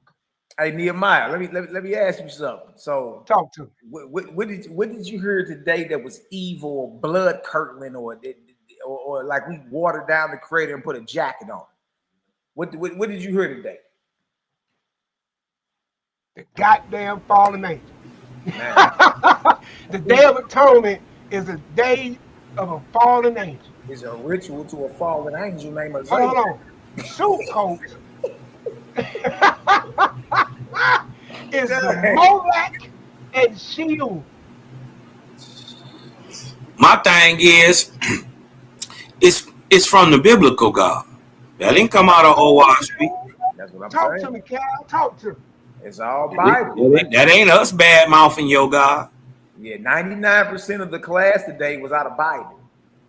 Yeah. We just slowed down and critically examined. I think the first time we went out of Bible was when young Prince, false God killer, when he was like, hey, Mally, pull up that Holy 12, Gospel of the Nazarenes real quick. Go to chapter 33 real quick, bro. Remember Yahshua said the blood of an animal, beast, bird, or man can never take away sin. It just compounds it. It just compounds. And then from there, Cal pulled a waspy out. But even before then, we pulled out a waspy when we was talking about the difference between the Jehovah, the Bible, and the Creator. And look, that was a righteous question, though. He was in Bible. Yeah. That was a righteous question, though. Yeah. That was a question. Yeah. And that was well answered. And he understood it. Yeah, we ain't. And look, Kenny D, we ain't got to throw in your rancher. It ain't no different than Bible. Yeah, you dig what I'm talking about? As a matter of fact, it didn't hijack Bible whole story and then just try to put a galactic spin on it that it don't even explain. Yeah, that's you might as well walking up the wrong tree. Like we already swam through all that. We already know. Even Cobras almost sound good. It almost sound good till you really start listening to what it's saying. Nehemiah, what you were saying? No. I'm trying to, because I won't care to always, because I know Cal responding, so I don't want to overtalk my brother. So when I hear him speak, I shut down, so he can get his thought out, because I know he responded. But what I'm saying is, bro, when you hear something like Abraham being called to kill his son, right? But then when you do open your eyes, you hear the story about Abraham, and then when he was called to kill his son, he tried the spirit. Which one make more sense? The story, because the Bible says try the spirit too, don't it? Sure do. I ain't killing nothing. And bro, ain't like we ain't got a compilation of Hebrews that straight say I off my kids. Oh man, I'm about to play that before we get out of here. I'm glad you said something. Y'all, bro, do me a favor. Run that one off my channel I sent you, bro. That one about the lady was like 5 minutes. You ain't got to run the whole. You know what I'm saying? Nah, when she spoke up for you on the show. When old girl was talking about, I'm cool. As if you want to, you ain't got to. I ain't really, you know me, I ain't looking for no attention from none of that shit. It's cool. I wouldn't change it. That was for you anyway. When I found that out, my channel came back online this week. I said, boy, look at this here. That was for you, and I love the fact that she spoke up, though. You know what I'm talking about? And here it is. Straight up salute to the sister Amina out of Minnesota. Yeah, 7 years later. She stood up, man, and then to see, and like Cal always say, bro, look, it's just to make you think. You know what I'm saying? Why did the prophets and the priests not get along? One is the officiant of the office of God, so says the biblical narrative, and one is the mouthpiece of God, according to the biblical narrative, and all up to the time of the Messiah. You are the people that killed the prophets. So somebody ain't working for the Creator. One says this happened. Y'all heard his voice, and all this stuff, and then the Messiah said, none of y'all heard his voice or seen his face. You catch what I'm saying? And remember, I was talking about this the other day. One thing for sure for you diehard Bible believers, which I ain't taking that away from you, but you definitely are diehard, controversial, and contradicting, if you're honest with yourself. And that's a bad place to be. I'm not even trying to hiccup this thing no more. It's light or bust. It's light or nothing, bro. It's easy. Let your righteousness walk with you, behind you, and in front of you, and all around you. That's it. Oh, wait. Let righteousness walk before you, behind you, and all around you. That's it. Go ahead, Cal. It's on you, baby. Now it's on young Prince Cosmon. Young Prince, give us some last words, huh? If he's still on False Killer, you go on deck. Shit, he probably ain't on his phone. Be tripping. Here, y'all, we gonna ride on out to the evidence that the false gods are breathing down the backs of the Israelite nation. Whether you saying Baal, Marduk, Yahweh, or whatever you saying, the proof is in the fruit that the seed produces. Watch this. Man, look at them pretty babies. Question for Ease. Would you kill your child, your son, if your God told you to? You said the Most High told me to? Yeah. Yeah, man, the Most High said do it, then that's what it is. Yeah, man, the Most High said do it, then that's what it is. Yeah, man, the Most High said do it, then that's what it is. A 22-year-old woman told hotel workers in Holmes County that she had been directed by God. To go on a shooting spree about the solar eclipse, and that not long after she left the hotel in a purple Dodge Challenger driving to the interstate, traveling west, shooting into two cars. One of the drivers was shot in the neck, the other grazed in his arm. If your God came to you right now, tonight, in pomp and glory, shining, and he commanded the death of your child, would you sacrifice your child? If the Most High is going to do it, of course. If the Most High is going to do it, of course. If the Most High is going to do it, of course. Peter Lucas Moses refers to himself as a radical religious person who is with the Black Hebrews. And he just pleaded guilty to killing a 4-year-old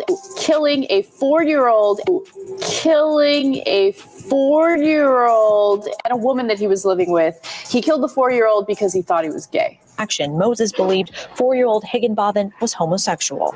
Klein says Moses took Higginbotham to the garage, played the Lord's Prayer in Hebrew, and shot him.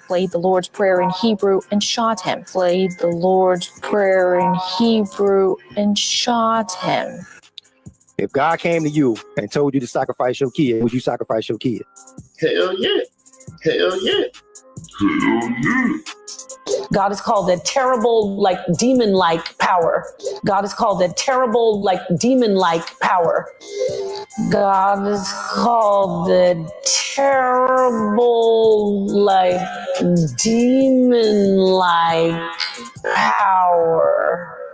So Napa means empty, you could say, or open. Shita means demon, or demon-like or terrible. Shita means demon, or demon-like or terrible. Shita means demon,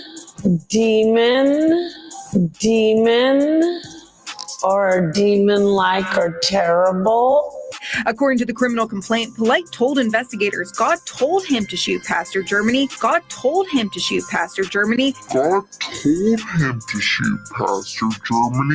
And he wanted to go to jail to clear his mind. Would you kill your child or your grandchild if your God told you to? Oh, man. So that's a yes? Yeah, it's a yes. But I think that it would be a test. I don't think the Lord would actually tell you to do it. I think it would just be a test because we can see. You'd be willing to go through with it? I'll go through any trial the Lord puts me through. Leader Yahweh Ben Yahweh, the self-proclaimed Son of God, one day in 1981, her North Dade home became a house of death. Banks and her husband, Carlton Carey, had just returned from talking with police about another Yahweh member who had been decapitated.